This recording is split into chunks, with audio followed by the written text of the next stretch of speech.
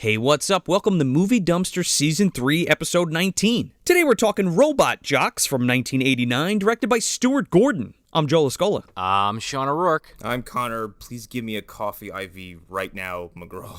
Welcome to the dumpster.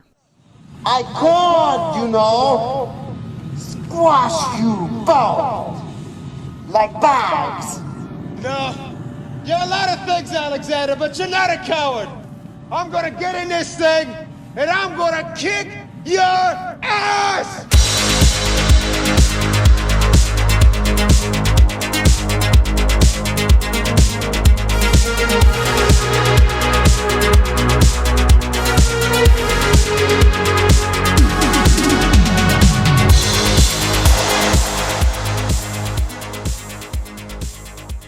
This is an ungodly hour for me right now.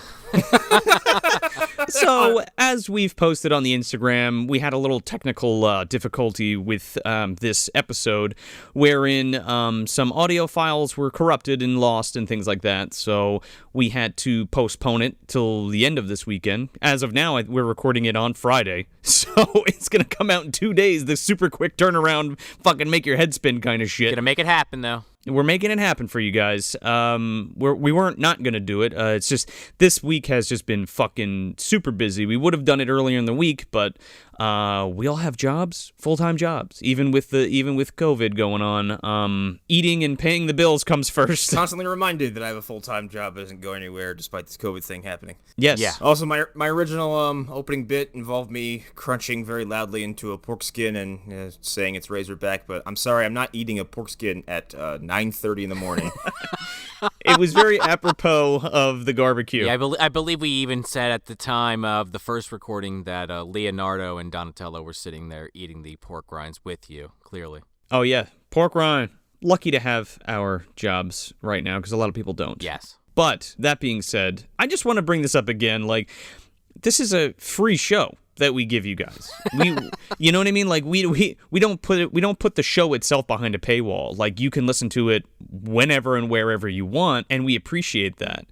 That being said, we do it all on our own extra time. This is not, we don't do this full time, right? We don't make money on this. I mean, we're trying to. So any of your support helps. You know, we got that Patreon you can support us on, or and we got a store coming soon, so you'll be able to buy some stuff. And I know a lot of you have supported us already. Yes. And a lot of you want to, so that's great. So this is our second episode in our GARB-BQ month for this month, for the month of August. Oh, yes, it is, boys! Oh, Gramps is back. You know, Gramps has been great. He's been cooking those fucking burgers on the grill and serving us up some good movies and some good stuff for you guys. Oh, yeah. You know, Gramps, he brings in the heat. Packs it, really. He sure does. He put a little bit too much hot sauce on that fucking hot dog, though. Or that chicken, that barbecue chicken. Yeah, he overcooked it, that son of a bitch. You know, he kept telling us he liked the charcoal. That's what he kept telling us. Well, CharNatrix ate it, and he fucking gave him heartburn. He almost fucking died. CharNatrix would eat something if you dipped it in tar, all right? Like, Listen, man, I asked you to put the fucking Van Damme special sauce on there, not hot sauce. I told you. My ulcer. but then bring to the Bria tar pits, dip it in. He's like that guy from Dumb and Dumber when they give him the fucking chilies on the burger, the chili peppers on the burger, and he fucking died. Well, they give him rat poison, but yeah. Yeah. I was like the Gramps is consistently surprised by the camera. Suddenly he's like, oh. Yeah, oh, yeah. Well, you know, that new technology, man. 100 years in a coffin, that's what it'll do to you. Are you taking my soul? He didn't fully understand what we were doing at first, Gramps, but he wanted to lend a hand, so you know, we bared with him. A movie like The Time Edison Shocked an Elephant?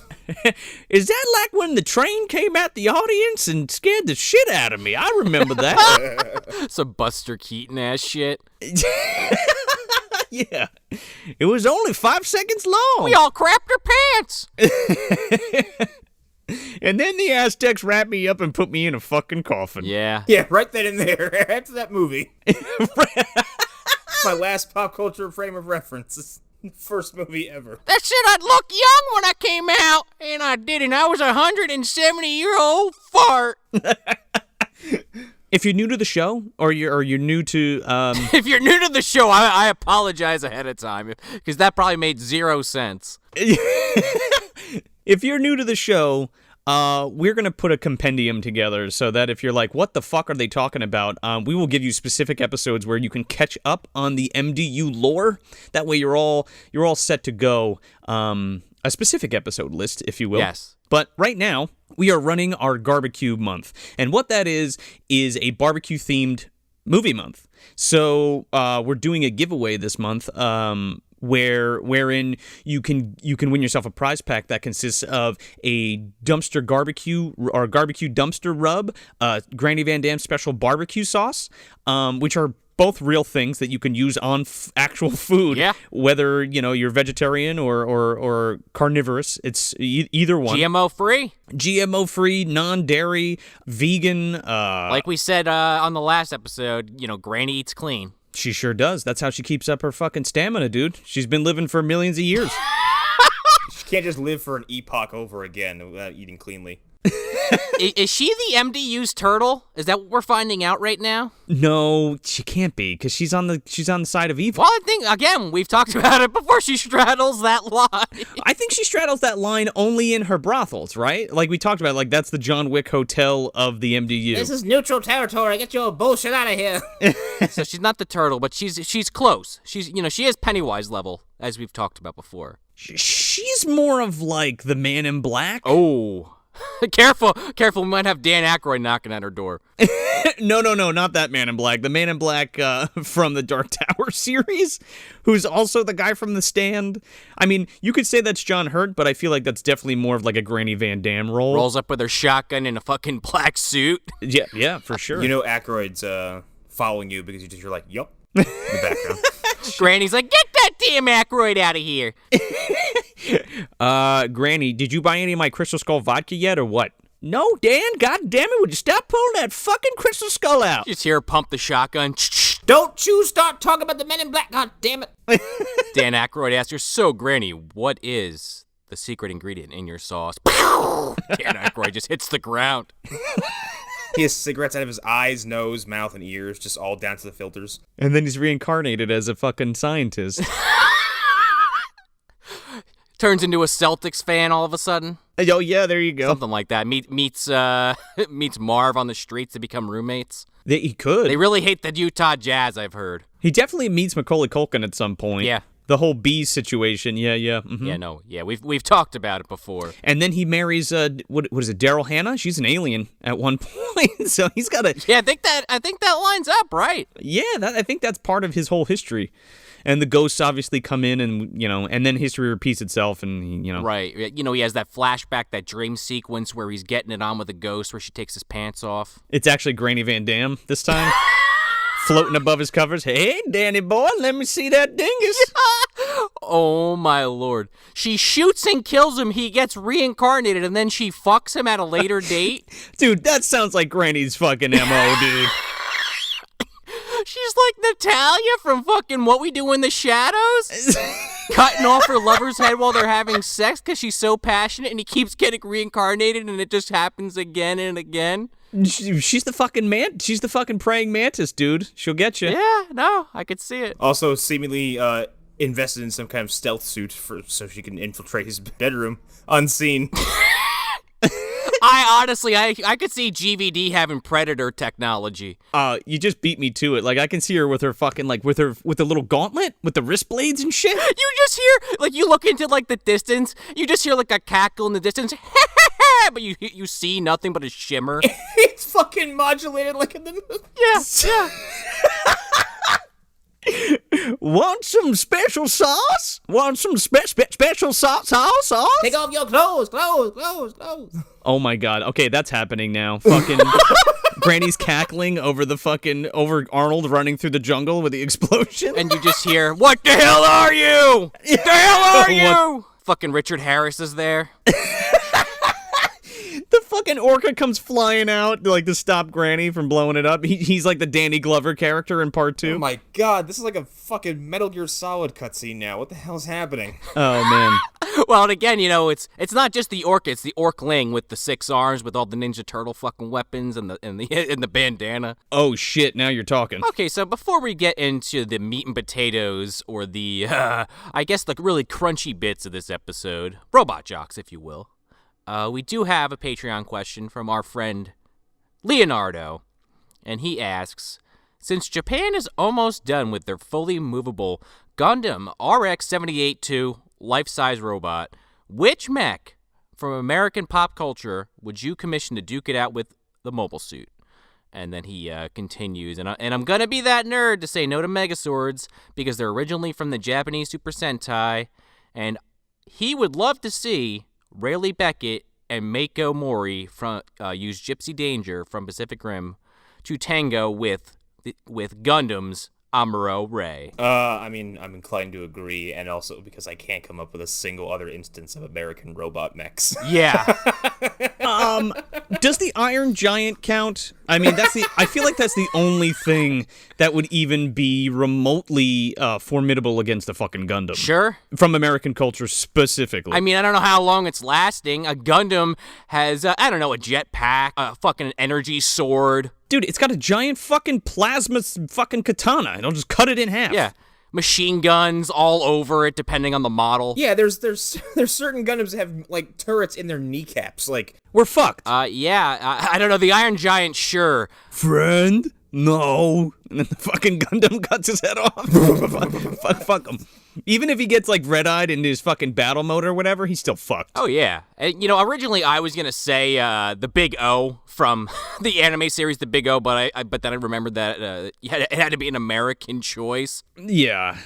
Again, like, even if it was, like, Megazord would still get his fucking ass handed to him, Oh, yeah. That thing's moving slow as peanut butter. Oh, yeah. And it constantly has to pose and do all this other stupid shit during the battle. Like, just fight already. But what about Giant Cumdar? That would be fucking sweet.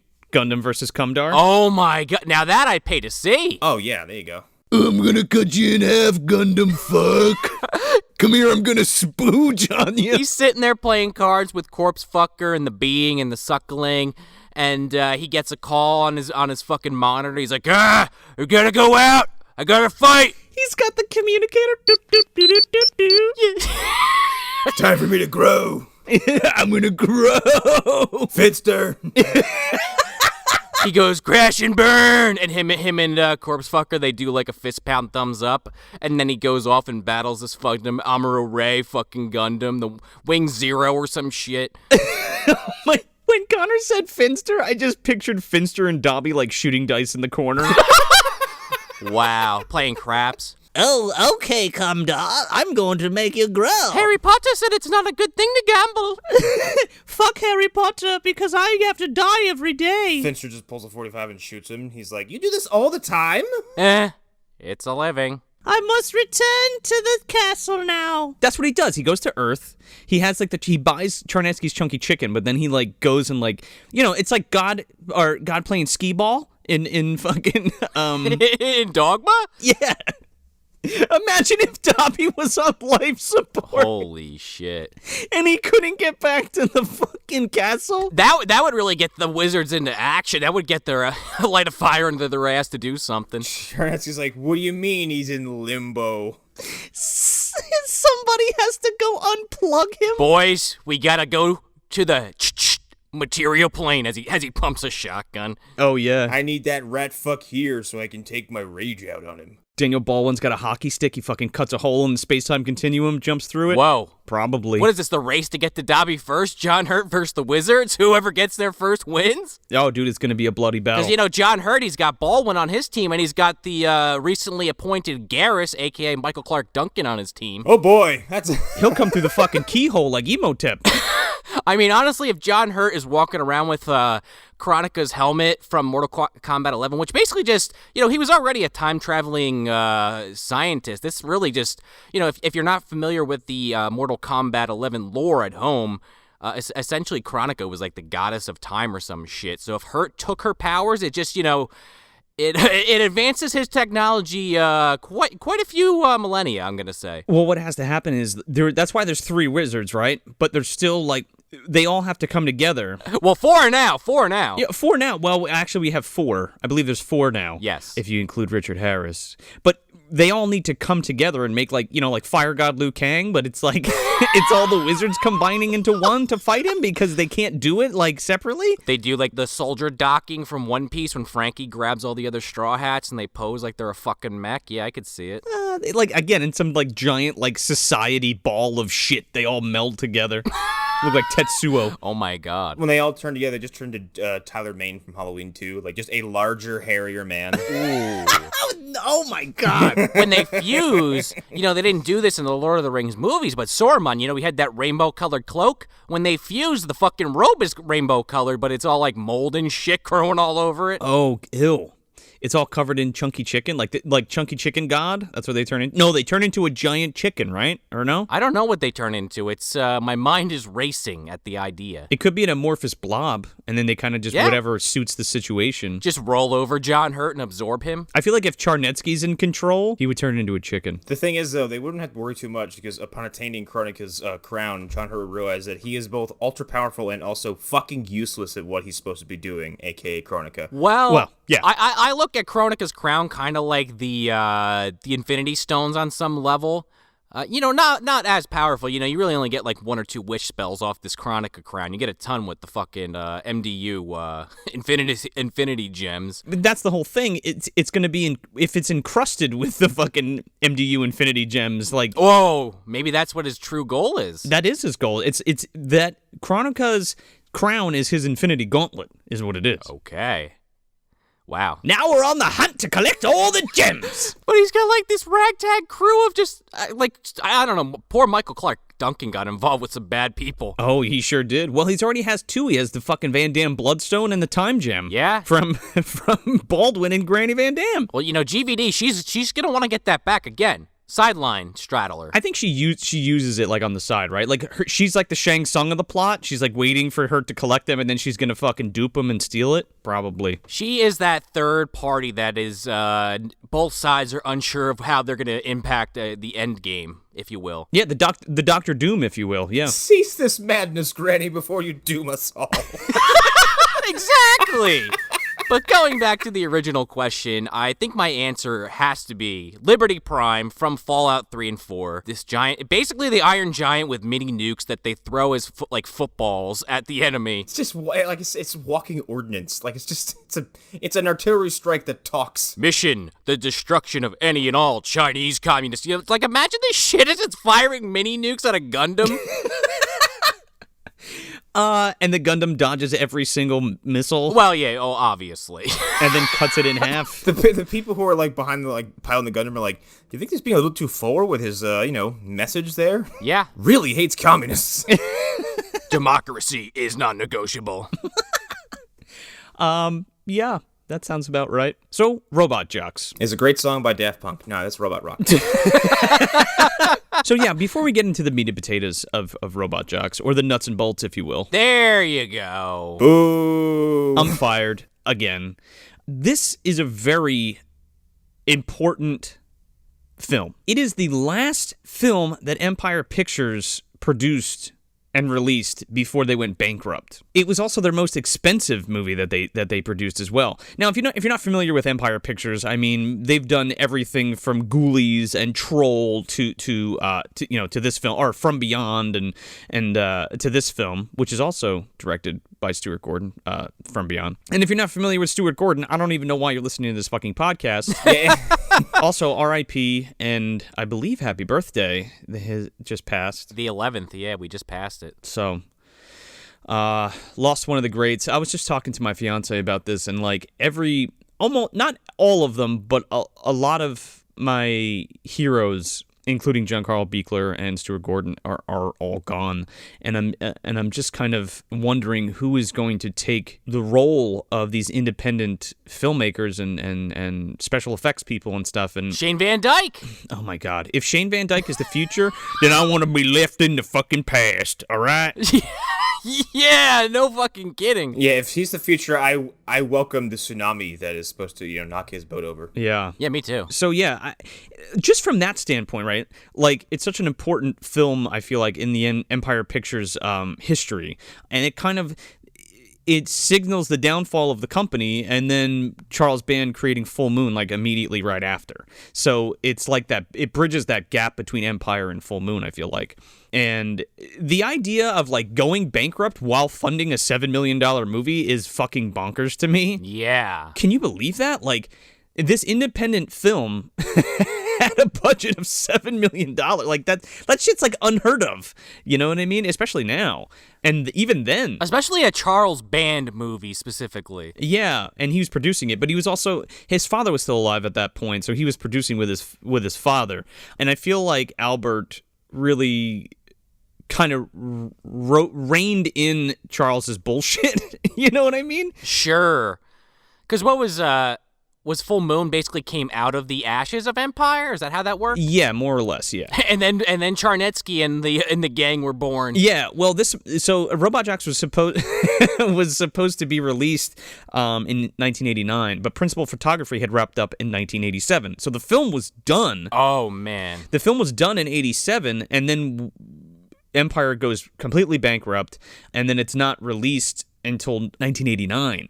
So by that point, we're already dipping into I think Full Moon might exist already. Sure. In some capacity, because I believe Puppet Master is 1989. Probably within that time period, it probably came to be. So if Empire goes under in 87, then in 88, this film is not on the back burner, but being kind of tossed around, this is also, I believe, the last film to get theatrical release from Empire. Well, it's the last film, but it actually does get theatrical release in 89, but it's like super short-lived and doesn't get received well at all. But yeah, I'm pretty sure Puppet Master kicks off the Full Moon legacy. I mean, when you think of Full Moon, you think of Puppet Master, you know? Oh yeah, without a doubt. Straight up. And CharNatrix, just because of this show. Well, Demonic Toys, yeah, that comes out, 93? Right. Yeah, so it's, again, it's like Prime Full Moon is between 89 and like 96-ish. I think it really teeters out around there when we're on our fucking fucking fourth sequel. Yeah, when you're on like Ginger Dead Man 5. Oh God, Christ. yeah. Well, we're on like the fucking last subspecies movie. Is Gary Busey even voicing him anymore at that point, Connor? I mean, is he doing anything else? Yeah, well, yeah. Ginger Dead Man was like 2000s though. Yeah, well, yeah, right. Yeah, you're jumping ahead a bit. So that's what I'm saying. Like, once we get to that shit, you can fucking keep it, dude. Sure. Evil Bong and all that. Yeah, like, no thanks. There's enough of that garbage to fill an entire section on Tubi, and I think like there's a Full Moon streaming service or something like that. You're right. It has its own streaming service right now, and I don't know if Robot Jox is on there. Yeah, it's like a subscription service or something like that. Yeah, I actually saw that ad. They were like, subscribe to Full Moon and get the fucking 8-film Puppet Master Blu-ray box set. And it's like, motherfucker, I have my DVD set. Who you think you're selling this to? We all have that already. Yeah, I have that DVD set that they put out in like 2005, and I'll never upgrade it because I just don't need to. I didn't really, when we first recorded this, we didn't really think about it, but like, it wasn't an easy thing to find. No. Because Connor and Sean don't own this film, Robot Jox, so they had to find it online. Yeah, and like you gotta Google it. Like in a lot of cases, you can find where something is streaming relatively easily. There's websites devoted to it, and like me and Sean are like, so are you getting anything? But this movie is not available to stream. Yeah, and I'm not even thinking about it because I'm like, well, I'm just gonna go down into the fucking video dungeon and pop in that VHS, which I did. Yeah, I'm gonna go pop that bookcase open and hop over the fucking stones.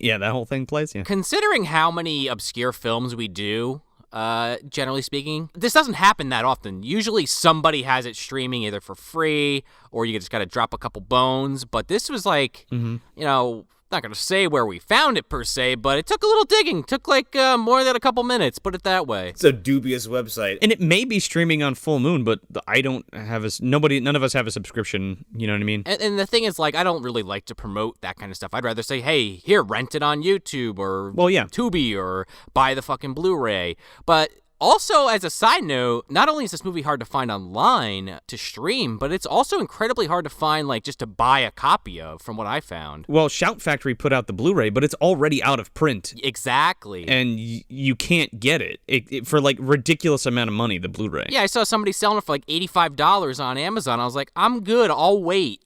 Yeah, and I'm like, what the fuck, man? And I never upgraded to the blue because I just missed that release. Sure. So I have the tape, so I watched my VHS copy. But, like, it's just astounding to me how hard this film was to get a hold of and watch. Like, it just sounds ridiculous, right? Meanwhile, which I haven't seen it, it has Barbara Crampton in it, so it's probably at least good. Robot Wars kept popping up for me. Yeah, and some places listed it as a sequel, and some places were like, well, it's not really. I'm down. I'll check it out, but that's what I kept getting on my Google searches. Yeah. But yeah, so anyway, hard movie to find. And there's also 2 different cuts of this film, which I believe you guys watched the completely unrated, yes, uncut version. Now, when this film was released in theaters, it was released under a PG cut because they were marketing towards children, which subsequently came out with the Epic Films Paramount VHS, which was cut to a PG. Now, when this film was released, it did have a DVD and again, like we said, the Shout Blu-ray. It's the PG-13 cut, which we will get into as we walk through this. There's a few key scenes that have been chopped out that I did not see on my VHS, but the guys saw on their cut, so we'll get there. Yep. I understand that you're trying to, like, market this to kids, but I really don't think the cuts that were made were necessary, especially at that time. For, like, I mean, when I think about the stuff that we grew up watching, like, those cuts are negligible to me. Yeah, I can see harsher stuff in Willow. Exactly. Well, I was literally just thinking about that, Connor. Exact same movie. Weird. or even Krull, I was going to say, but Krull might have actually been rated R, so I didn't want to throw it out there. Because that movie has some fucking scenes. Like the alligator movie? The new one? No, Krull, like with Liam Neeson and the fucking... Oh, Krull. I thought you said Krull. Oh, no. God, imagine that, a bunch of alligators in like a medieval fantasy. That swamp scene would have played out very differently. But yeah, you're absolutely right. Even like fucking Masters of the Universe, dude. Like, oh, yeah. So obviously produced by Charles Band. We already talked about that. But the score is by Frederick Talgorn. He hasn't done too much, but the score here is fucking amazing. Like, I really, really like the score to this film. Yeah, I liked it more on a second viewing, believe it or not. The first time, like, I thought it was fine, but it didn't, super stand out to me. But the second time, I was like, you know what? This is pretty damn good. Yeah. The first time, I remember it be, like, the times where it got really punchy, it was so effective it started making me laugh. Like, I mean, it's no surprise, but Gordon was, like, heavily inspired by Transformers while coming up with the story of this film. Yeah. So Gordon writes the story, and then it's adapted into a screenplay by Joe Haldeman, and they end up, like, not seeing eye to eye on this. Haldeman's like, well, I want to write something that is, like, a really good, like, drama sci-fi feature. Right? And Gordon's like, yeah, well, we're going to sell toys and we got to market it to the kids. and he's like, and so they were butting heads a lot about that.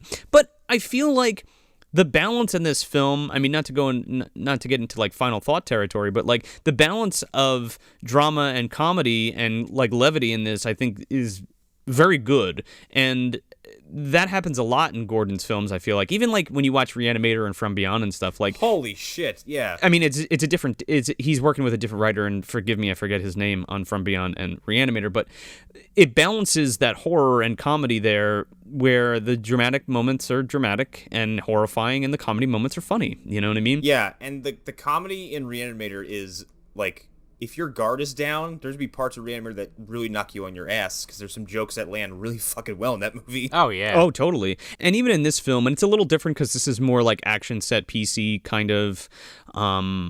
this is like a more like political movie, I feel like. I mean, it obviously it is. 89, Cold War, anybody? Yeah, we're getting into some fucking Cold War vibes here for sure. And I think that's what it plays on regardless, and that was the intention. Sure. I mean, look at like Rocky IV. That's that entire movie. Oh yeah. Well, we're going to be talking about that. Don't worry. Yeah. Rocky ends communism. Yeah. And just like Achilles ends communism, so we'll get there. Just makes the same speech, and people are like, did you copy this from somewhere? If I could change, anybody could change. I don't know. they killed Apollo. I gotta go fight for my countries. And then Ivan Drago punched me, and I fell a bunch on top of some fans in the boxing arena. I killed a bunch of spectators, whatever. I landed on him. Hey, yo. I put a glove on top of an RC car and I drove it over him and punched him in the face with it. Sleepy Frank was a boxer before. Oh, man, probably, yeah, he was. What, before or after? Which one, you think? Well, the thing is, like, he doesn't kill Ivan Drago, so he just falls into a sewer and becomes the Punisher. He punches him right into the fucking sewer. Another direction, you know, because Drago comes back in I think the second Creed movie. I feel like it was a commie, like in Piccolo situation from Dragon Ball Z, where they split like one evil side, one good side. One's a pretty laid-back father, the other one lives in the fucking sewer and paints his face with wax. Oh my god, he punched him in half. Yeah. Well, you know, because eventually Drago, you know, mellows out, but originally he's a son of a bitch. Yeah. Well, he's like a fucking superhuman. He's a tubie dude, for sure. Yeah, man, I like that version. He's basically like, he's gotten down like the Christian Bale angle, where there's two Christian Bales out there just because of that one movie. The Machinist and Reign of Fire Christian Bale? Yeah, just because of the Prestige, we have that excuse of that there actually were two of them. That wasn't like some kind of movie magic. I just love the idea of him getting punched down a sewer and being like, all right, well, this is how it is now. Like, I'll just live down here. Well, I guess I'm gonna put a beer bottle on an RC car now. Here I go. This is my lot in life now, I guess. That's my calling card, putting shit on an RC car. Pizza's here. It got delivered on an RC car. No anchovies, right, pizza guy? Just fucking gets shot up. He's fucking looking in a mirror in the sewer like it's all broken and shit, and he's just like taking a stipple sponge and like putting his fucking beard on as he's like narrating. He keeps sending sternly written notes to the Ninja Turtles, like, just keep the noise down. Now that's a movie we'll never get, Connor, that me and you have just created in the moment. The Punisher teams up with the Ninja Turtles? Oh, man. Punisher and Turtles versus the fucking Shredder army? Yeah. Could you guys keep it down? I'm trying to listen on a fucking can phone. Meanwhile, Michelangelo's just doing circles on a ramp in the fucking outside his prey area. Stop playing tequila at 4 a.m. They're playing tequila and they're fucking dancing around. Dobby's there dancing with the shoes on. He's just fresh, just moping. Like, Punisher dude's got 30 seconds. Punisher just shoots Dobby, and they're all like, dude, the hell? You guys like Dobby on your pizza? You think just start eating him? The Ninja Turtles are fucking ravenous in this universe. They're good guys, but they'll eat anything. So, you guys want to plot crunch this? Sure. So we have these two superpowers that we've kind of hinted at already, which are the American market and versus basically the Russian Confederates. Oh, yeah, the fucking Soviet Union. More or less. The USSR. And it takes place 50 years after a nuclear war, and war is banned, but we have giant robot fights to decide who gets what territory. And the movie is kind of about those pilots that fight these combats, deciding the fate of their side of the not war, I guess. And can't really say much more because then we'd just be talking about the movie, but that's the gist of it. Yeah, much like real life, where we send in people to fight for right whose dick is bigger. Yeah, we settle all of our disputes by sending in Metal Gears to just kind of take care of business.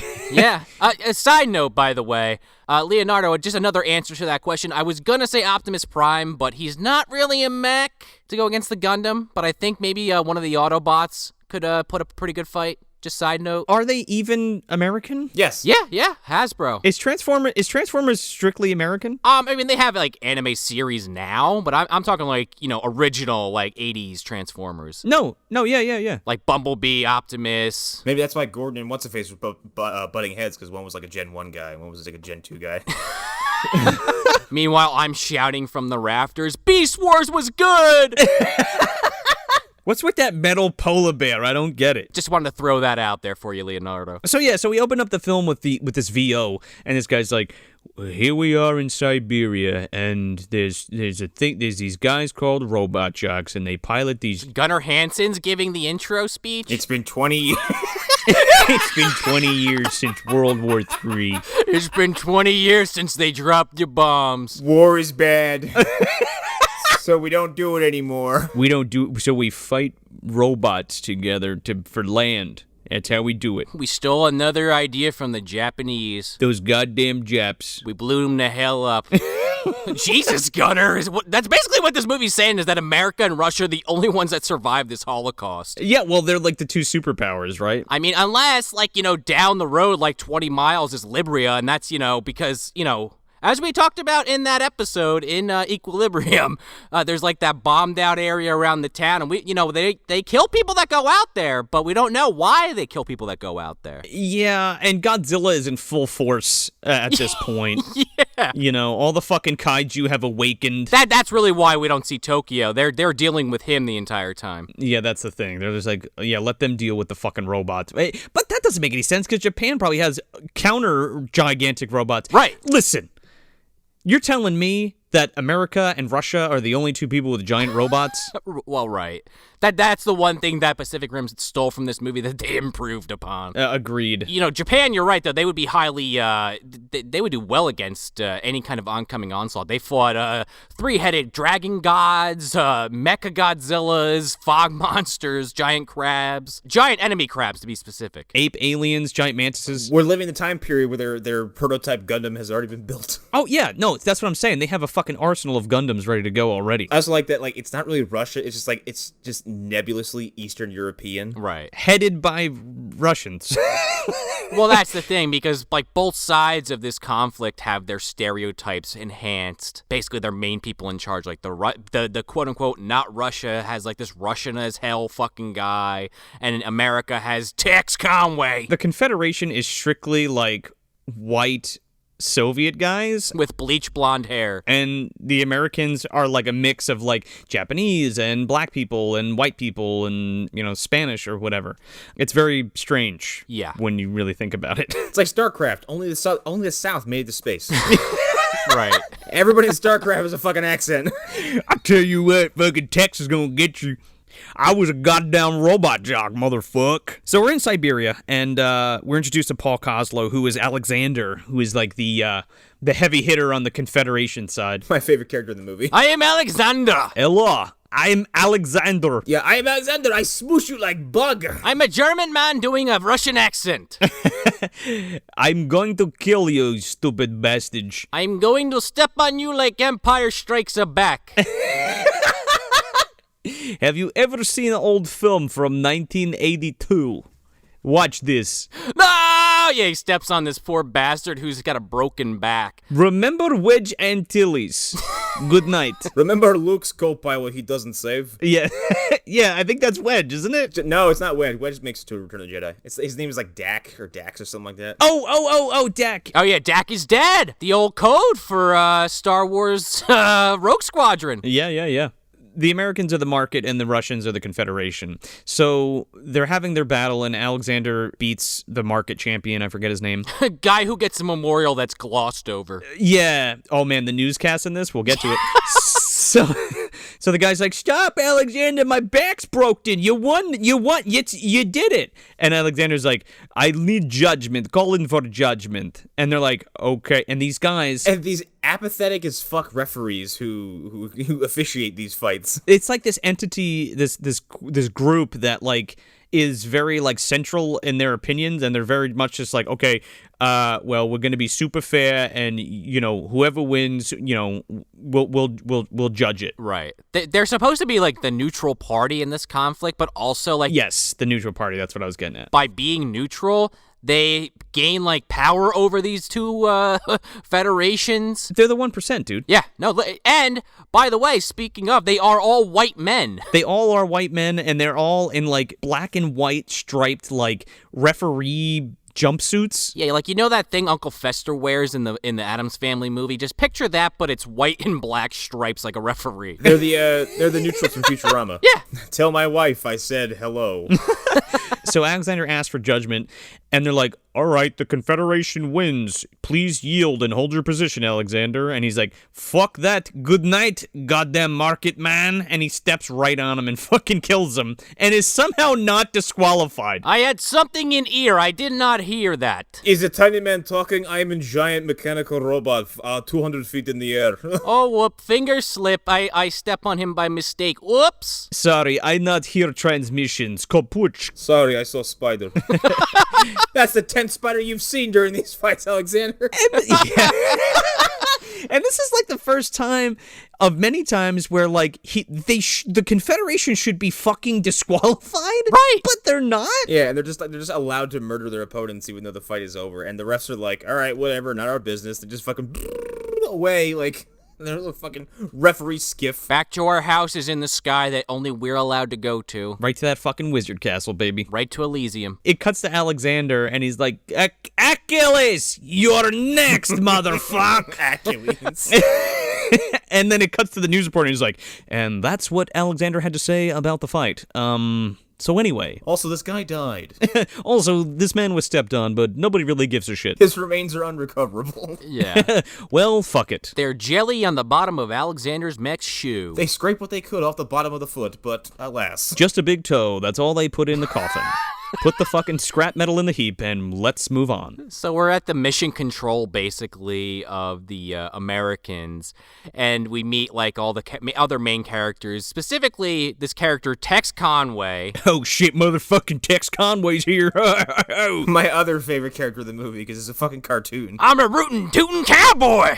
He sure is! He is Foghorn Leghorn working in, like, some kind of military complex, and, also a Robot Jox. He is a literal fucking cowboy walking around with like a 10-gallon hat, and he's got like a fucking sweat towel over his shoulder the entire film. With this Robot Jox sci-fi jumpsuit. Is he like the only Southern man to survive this whole ordeal? Yes! It's like the reverse of StarCraft that Connor was talking about. Yeah. Yeah, that's why he leans into it so hard. Yeah.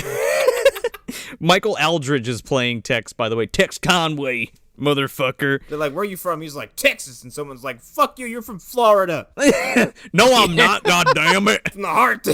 I'm still racist, and I could be racist in Texas, too. Oh, God, we'll get to that. This motherfucker really, a few times in this film. It's one of those things where, like, not that it's a progressive society, as we'll find out, but, like, everybody else is kind of just like, yeah, we've accepted, after the war, we've kind of accepted everybody except you. Sure. Because you're the only one making off-color racist comments. Well, right. You're some kind of American fossil. What the fuck are you doing? Like, Yeah, exactly. He's a living fossil, dude. We also get introduced to Matsumoto, who is basically like the tech guy who builds all the weapons for the mechs. Yep, played by Danny Kamakoma. From Karate Kid 2. Yep. He played Sato. He was like the guy going against Miyagi in the beginning of the film.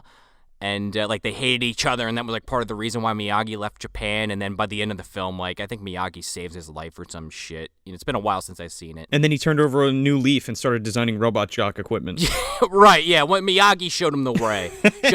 Wax on, wax off, baby. You know, that's just a little concentration and self-centeredness. Hey, we saw that in action because the man's calm as a cucumber, making paper cranes at his desk. He sure is. That's like his stress reliever. he never rises above, like, a 5. Like, he's just constantly just neutral. He's very balanced. Yeah. And then we're also introduced to Commissioner Jameson as well, played by Robert Sampson. And he's kind of like, he's the head of the market. Oh, excuse me, correction. He's played by James Cameron.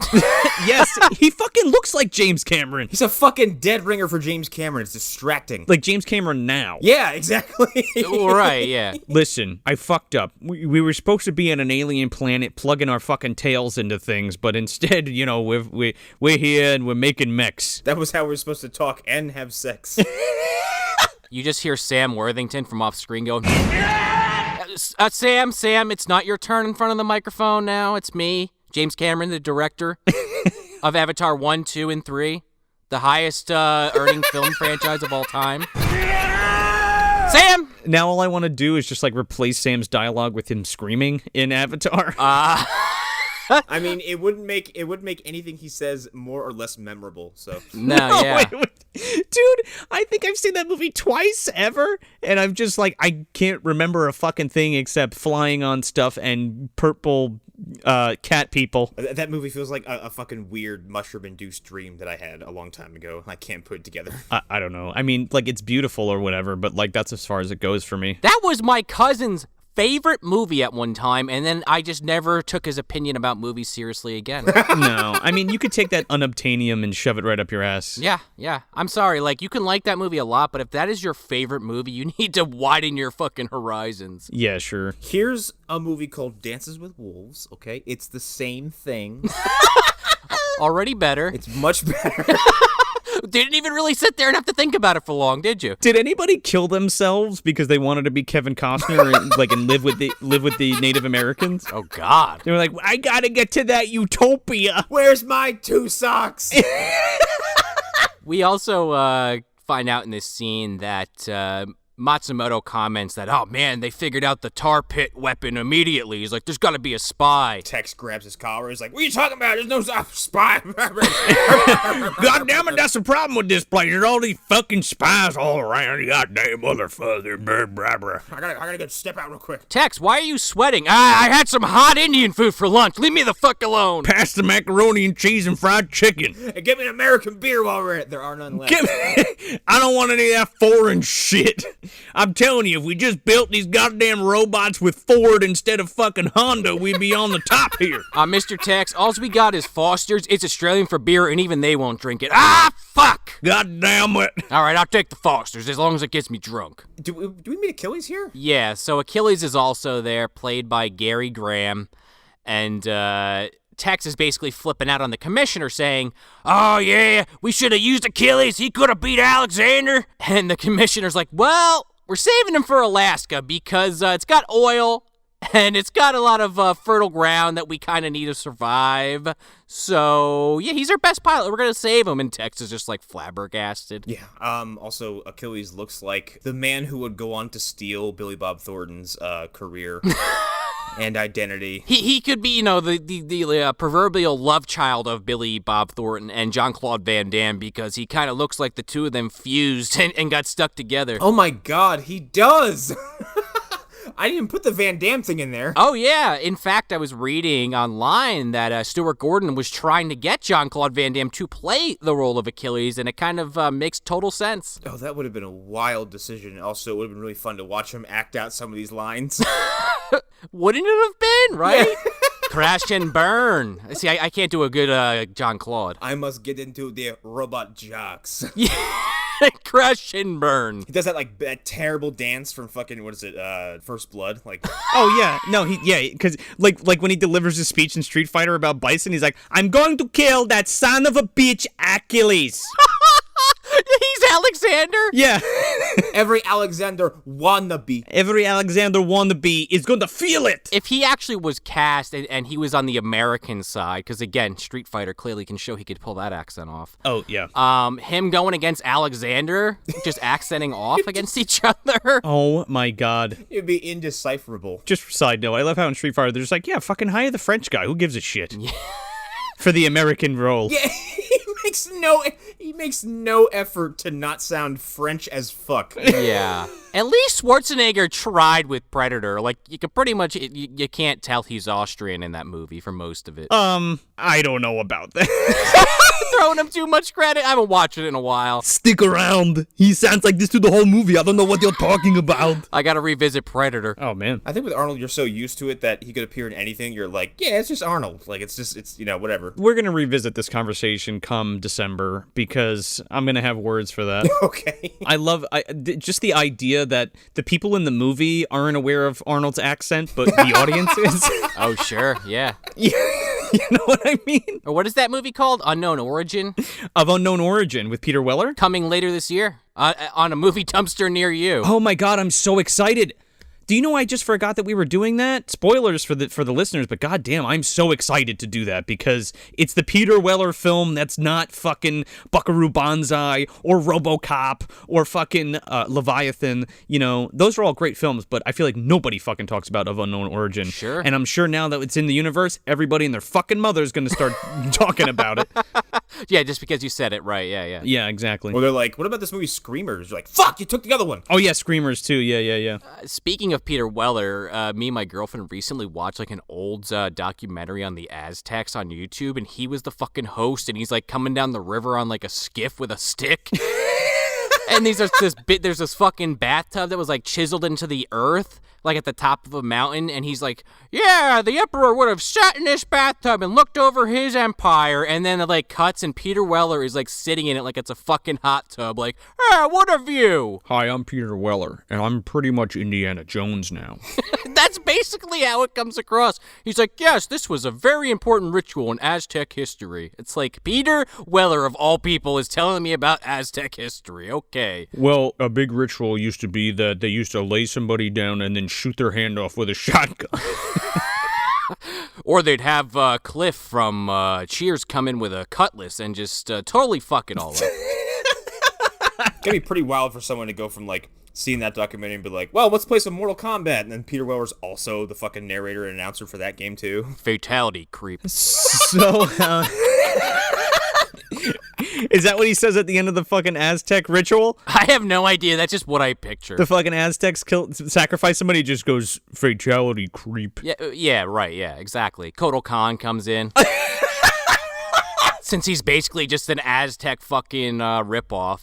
Oh, yeah, sure is. So we cut to Gary Graham, like, boxing these fucking people in this gymnasium. They're, like, doing a training. You mean embarrassing the fuck out of all these people in this place? It's like 10 people all fighting at the same time. He just schools all of them. Dude, he fucking straight up shredders these motherfuckers. Yeah. Oh my god, if he just sat down and just like started swatting them away.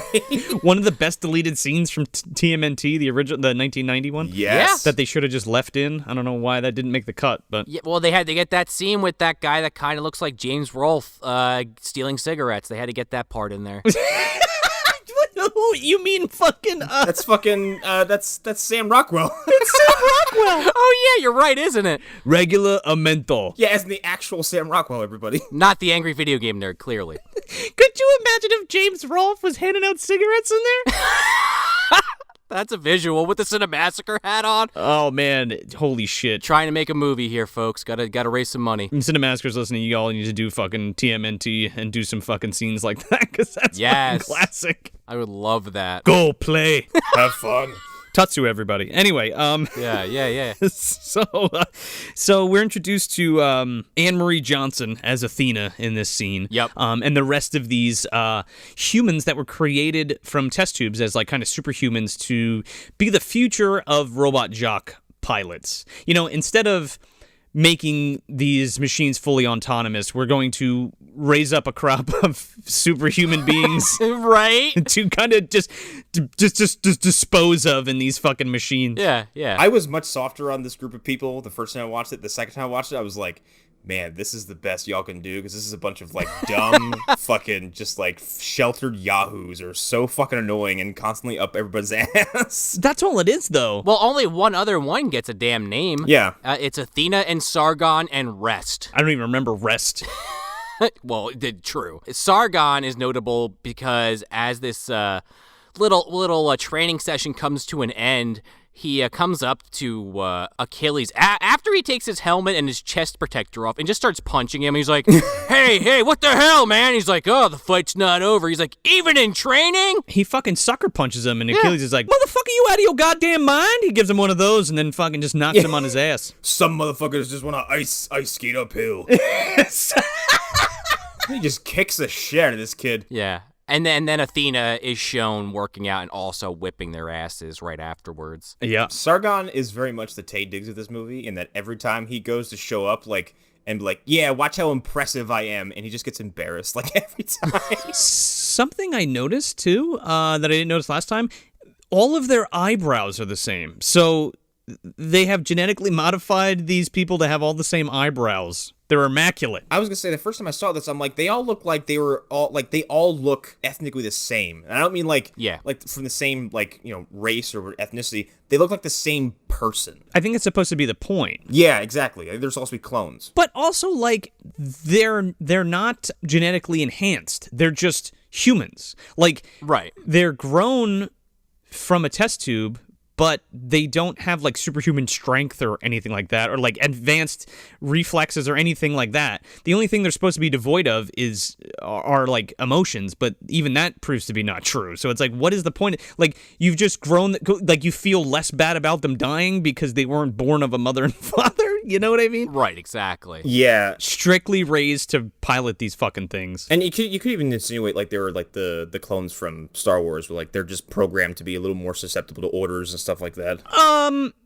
Let me tell you something. They're using the fucking genetics from Hayden Christensen because they all got fucking padawan haircuts with the ponytails. That bad haircut. Especially Athena's is horrid. Dude. It's like a half flat top. They're all cloned from a Padawan hair strand. Yeah, that's what it looks like, dude. They look like fucking Gozer with a ponytail. Well, yeah, a rat tail. Let's clarify that. Yeah. That is curled up and attached to the back of their head, so it looks like they have a circle on the back of their neck. Yeah, no, but straight up, it looks like they look like fucking Hayden Christensen in Attack of the Clones, like all of them. Yeah. And side note on that was just some bullshit Lucas stuff so he could explain away why the clones suddenly abandoned their allies. Let's be realistic here. Because they had a bad haircut?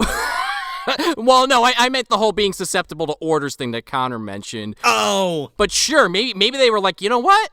The rebels gave us bad haircuts. Let's fucking kill them, sure. Order 69, let's do it. Why do we all have short buzz cuts? This is ridiculous. We all have the same accent, too, even though a clone wouldn't have a fucking Australian accent, but okay. Also, why is there an Australian accent in space? That's my question. He's from Space Australia. You could say the same thing. You could say the same thing about, like, an English accent, too. I will. It's not English, it's villainous, or it's distinguished. Oh, villainous? Yeah. Well, John Hurt, prime example of villainous in that scenario. Oh, there you go. Well, it is in a galaxy far, far away. Who's to say that he didn't, fuck with that one, too? I'm sure he did. True. He is time hopping and dimension hopping, to places we would never imagine. Again, went into Mortal Kombat somehow to retrieve Garrus, so I'm not really sure what he's capable of. That's the missing puzzle piece. That's how fucking Palpatine came back. It was John Hurt. Just dropped him off.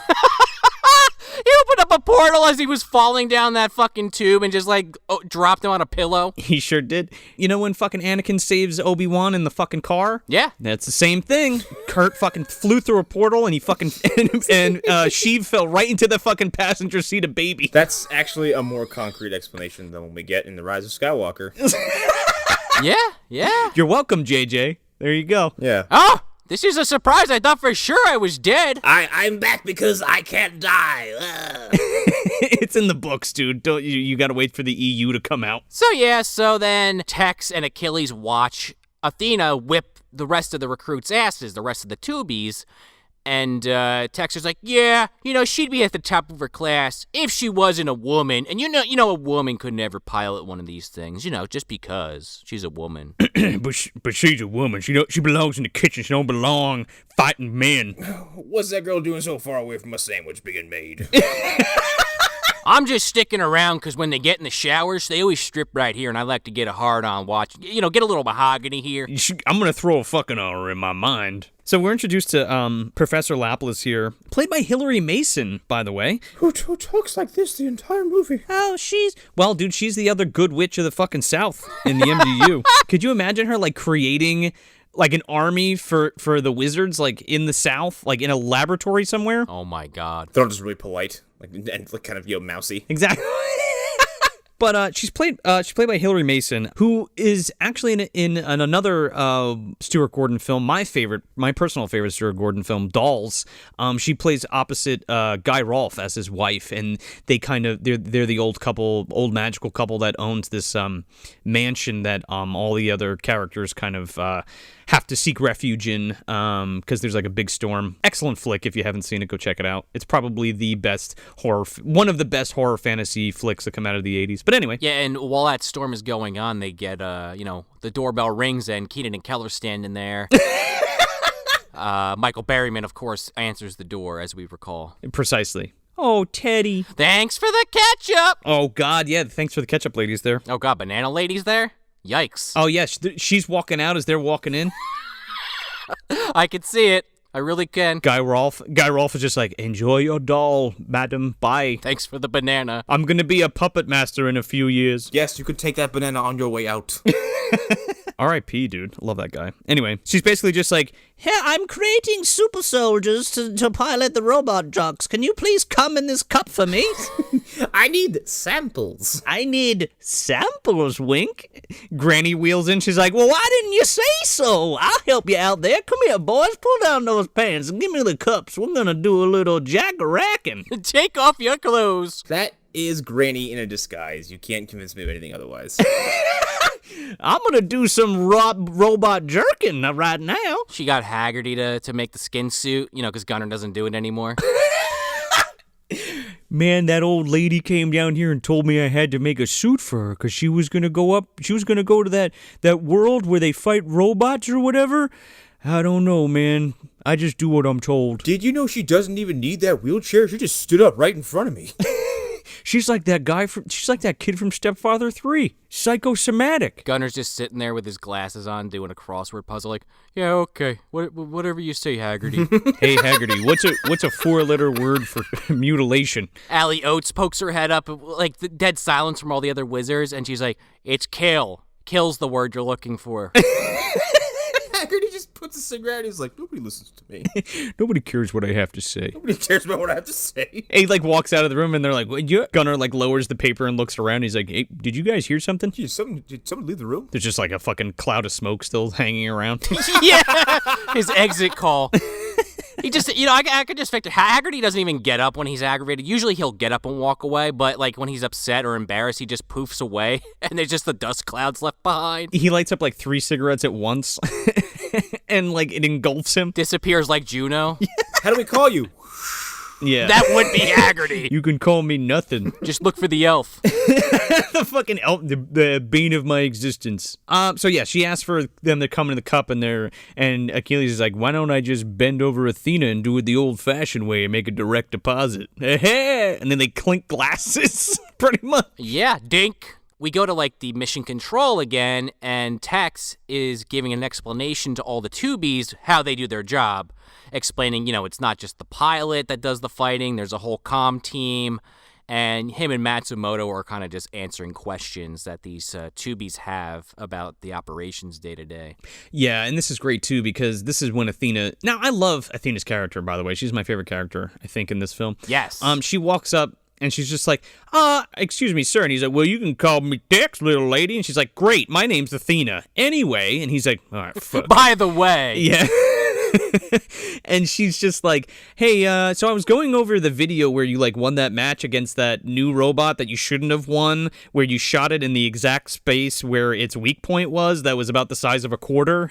And he's like, it was a lucky shot, little lady. I was there. And she's like, yeah, that's kind of fucking impossible. So I was wondering what your strategy was. And he was like I says, it was a lucky shot, little lady. And then Matsumoto's like, motherfuck, she's right. Yeah, well, right, yeah. Because he's already implied that something's not adding up in the previous several fights where the enemy always had, information on their new special move or weapon, rather, every fight. Yeah, it's even brought up, right in the beginning. Matsumoto's like, God damn it. There's another spy, another leak. This is why we lost. Because it blocked against whatever the... some kind of tar weapon. Yeah, whatever the secret weapon was. It knew, or the Confederation knew that they were fucking gonna use it. Right, how to block it. Yeah, exactly. And that's why Alexander's won the fucking 9 Robot Jox fights in a row. Yeah, once he wins 10th, he can merge the realms. Might as well. I'm going to merge the realms now. I want to see Shao Kahn in one of these fucking things. He'd probably have it he'd make it look like himself, would have the big fucking Shao Kahn skull helmet in the mech. Oh my God. He just has a big plankton hat on. Here I come. So Matsumoto, even though he's kind of not, he's smelling Tex's bullshit, he still defends him. And he's like, yeah, you know what? Experience and luck do factor into it. So you always got to consider that in a fight.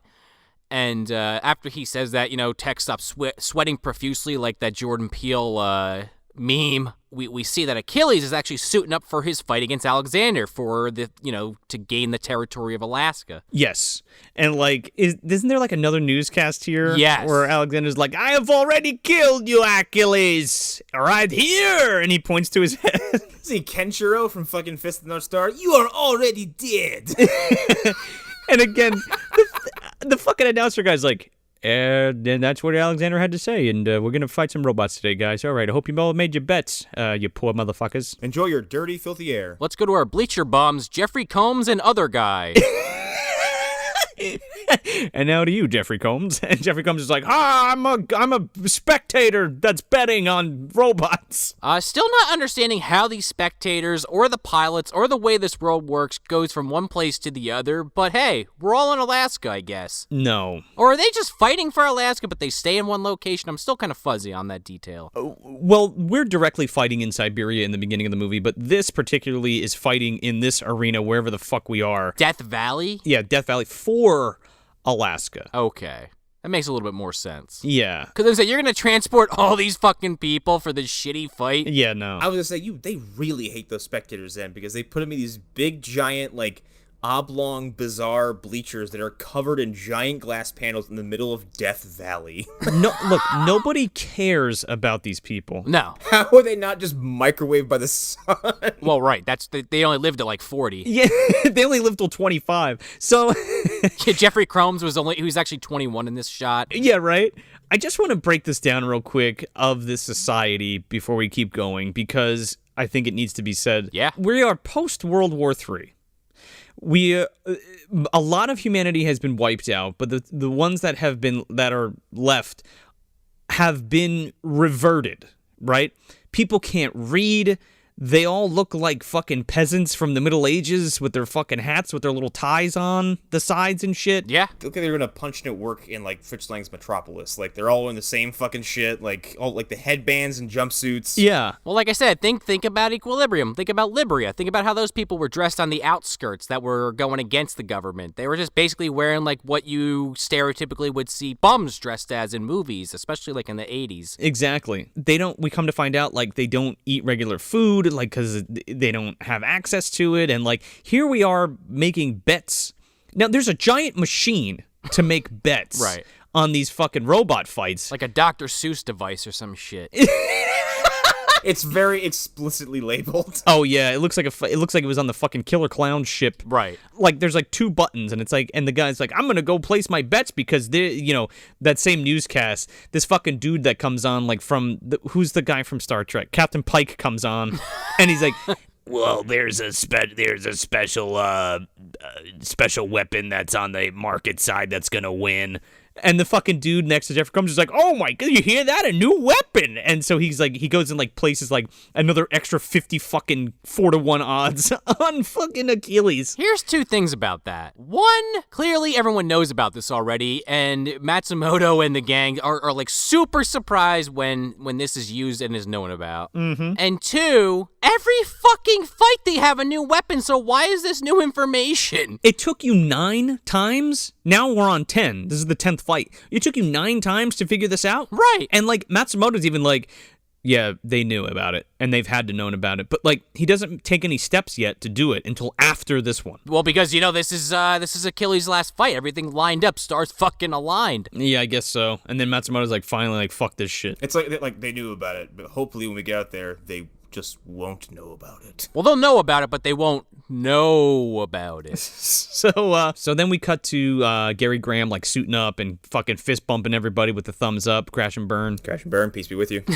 Peace be with you. Body of Christ, is that what you're implying? Exactly. Body of fucking hurt, man. He even when he gets in his pilot's seat, the cockpit here, he gets a little tap on the ass from the technician. He sure does. That comes back in a big way later. It does, believe it or not. Just real quick, they fist bump each other, all the Robot Jox, with like their thumbs up, and like, crash and burn is essentially like break a leg, right? Because they don't want to wish each other luck because it's bad luck, yada yada yada. Right before every fight, Achilles' family calls him and wishes him luck. And Tex is like, God damn it, I don't know why your fucking family calls every fucking time. Like, don't they know that wishing people luck is bad? Like, you fucking stupid ass. Don't you think giving the enemy information on your pilot that could potentially kill them and make you lose would be bad? That's bad luck. And Gary Graham's just like, yeah, whatever, it's fine. By the way, I found this archive of a show called the Alex Jones Podcast. Listen, all the frogs are gay. That's why we've been losing every round. They made the frogs gay 100 years ago. Them goddamn post-apocalyptic the nuclear fallout's making everybody gay, and that's why we're losing the Robot Jox battle. In fact, the nuclear fallout is a hoax. There was never a nuclear war. They just told us that to mind control us. It's all part of the plan. You walk around with a mask like a damn sheep, but I'm walking around with that one. I don't got radiation poisoning. I'm gonna inhale all those fucking shards. Meanwhile, a Geiger counter starts going off. What's that? What, you got a PKE meter or some shit? Was it that 5G shit I heard about? I'm gonna inhale all this fucking nuclear dust and die. Literal vampires. Text the fight. Huh? I'm not a fucking spy. Shut up. So Gary gets in his mech, and it's very Pacific Rim. Like, oh yeah. I'm sorry, Guillermo, but like, you fucking cribbed the shit out of this movie. Like, Gary even says like we have union when he's like kind of lined up with his robot so that the robot mimics his movements. Let's not even kid ourselves. Guillermo had a notebook out while watching this movie and was like pausing it in between scenes. He's like, yep, that's good. That's a good one. Writing it down. This is gold. I'm going to make this later. Just a copy of the script. He's just like crossing words out and replacing with his own. Jaeger. But yeah, so he has union with the robot, and he's able to like move around in it now by using his movements. I want to say it right now. These cockpits are fucking death traps. Okay. Yeah. Yes and no. These cockpits are like, I'm watching them like, there's like, first of all, especially when you're engaging like melee combat with one of these things, and you have all this fucking room, and you're essentially standing, and you're being restrained by what's basically just like a metal hinge or like a cuff or something. I feel like one punch to the chest of this thing, and it's like being in 15 car wrecks. Yeah, because like they have like this apparatus hooked up to their back, right? To kind of like crane them into position, so they're like floating kind of. Yeah. And then they have like this they have like this fucking Dance Dance Revolution map beneath them that they use to fucking move the feet around, and then they have like these boxing gloves to use the arms. But essentially, yeah, they're suspended in this fucking giant room, this Megazord room. Yeah. With plenty of room to fall. And it's funny, like, to Connor's point, you would think they would just immediately, aim for that fucking glass cockpit. Yeah. But, Yeah. Just a little human right there in plain view in each one of these robots. Just shoot the fucking laser through it. they surprisingly don't throughout most of this movie. They should have used the same glass on those fucking spectator booths, man. Well, clearly, we're going to get to that. Well, motherfuck those people, apparently. For sure. So this robot comes out in this glorious stop motion done by the amazing David Allen, Empire Pictures veteran and Full Moon veteran. They're gorgeous. Yes. All of the movements of these robots and all these robots like actually engaging each other in stop motion is fucking beautiful and amazing. Yeah, and it's so fluid. Like, there's like a couple of like I guess like matting issues where like it passes across I think the windows of one of the bleachers, and you're like, ooh, that looked bad. Yeah, that's a keyed scene. Yeah, but like when the robots are just there by themselves, like it's so good. It looks like early CGI, but without any of the jankiness or the blurriness or like that weird kind of just like solid texture look. Like, they look really fucking good. Oh yeah, man. Well, it's stop motion practically perfected, honestly. Yeah. Yeah. Well, I personally think like David Allen was the contemporary Harryhausen. Sure. Like, for our generation, he's amazing. I mean, besides Phil Tippett, I think David Allen's the best, or was the best. Yeah. And we're talking about stop motion without the assist of CG, right? Right. Not that like Kubo and the Two String or like Link aren't amazing films, but it's quite obvious that they are CGI enhanced. Sure. Oh, like the Leica stuff, like Coraline, yeah. Yeah, all the Leica stuff. Now, no, I'm not saying that like that's it's not amazing, but it is assisted, right? Yeah, totally. Like here, you don't have any assistment. It's just the stop motion. So the second this mech starts walking, Alexander's already on the playing field and just starts opening fire. And Achilles is getting like rocked around in his cockpit, and Tex is on the screen. He's like, well, boy, fire back! He's gonna bombard you, motherfucker. Shoot him with some missiles. With your hand, your wrist cannon. Yeah. And he's like, fuck it, go use your goddamn secret weapon. And so he shoots Alexander with this fucking like green laser, and he just blocks it. Yeah. Like, no problem. Well, the thing is, Matsumoto tells him to use it early because he's afraid it got leaked. Oh, yeah. And Tex like wigs out. He's like, you wasted it. He's like, now we got nothing else to use. I say, I use the best weapon first. Matsumoto's like, fuck, he blocked it. And Tex like throws down his hat. He's like, goddamn full of spies. That's what happened. That's how he knows. Picks up the hat after he throws it down, puts it on his head. An entire fucking like bucket's worth of water just covers his face from the sweat that was piling up inside it. Oh yeah, man. He fucking takes that hat off. There's like another little man inside the 10-gallon hat. Who? Dobby, dude. Oh, okay. Can Dobby come out now, Mr. Tex? You shut the fuck up, elf. God, imagine that. How smelly that would be. Poor Dobby. He really has a wretched life. He's a spy, dude. He, like, you know. Yeah, no, yeah, true. He's got to get his information any way he can. Yeah. Otherwise, he's going to be shot. I mean, if I was Dobby at that point, I would just let Haggerty take me out. I wouldn't want to do this job anymore. Well, he's got to figure out where to get that chunky chicken from, and Tex is the only guy, obviously, in this post-apocalyptic future that has the lead on chunky chicken. And Dobby is just going to the wizards like, why don't we just go to another part in history? Why do we have to go to this one? No, because this one's more fun, motherfucker. Go down there and hide in that fat man's hat. We like watching you get killed for treachery. This is a really... I'm really enjoying this one. Every time Tex ousts you as a spy and they just shoot you on sight. It's fantastic. This is like a choose-your-own-adventure, and I choose you, motherfucker. Now go down there and do what I say. I wonder if eventually we'll just get, like, hardened Dobby, where he's just, like, immune to the pain of the bullets. He just, like, takes it and just, like, owns it. Oh, man, he stops it with his hand and then redirects it? Yeah, he goes full Neo Dobby. He goes full Neo, yeah. Mm-hmm. He wakes up. He's very much, he's very similar to the character of Helpy from Tigtone, who's, I think, in that show, his ability is that he can just regenerate, but Tigtone constantly uses him as some, like, living utility. Oh, my God. He'll, like, zipline by punching a hole through Helpy's head and then putting the rope through his mouth. You see Dobby, like, break out of, like, a fucking, I don't even know what, like a liquid-filled pod? And he comes out. That's how he gets sent back to the material plane. Yeah. He's part of the CharNatrix. Wow. Ah, no!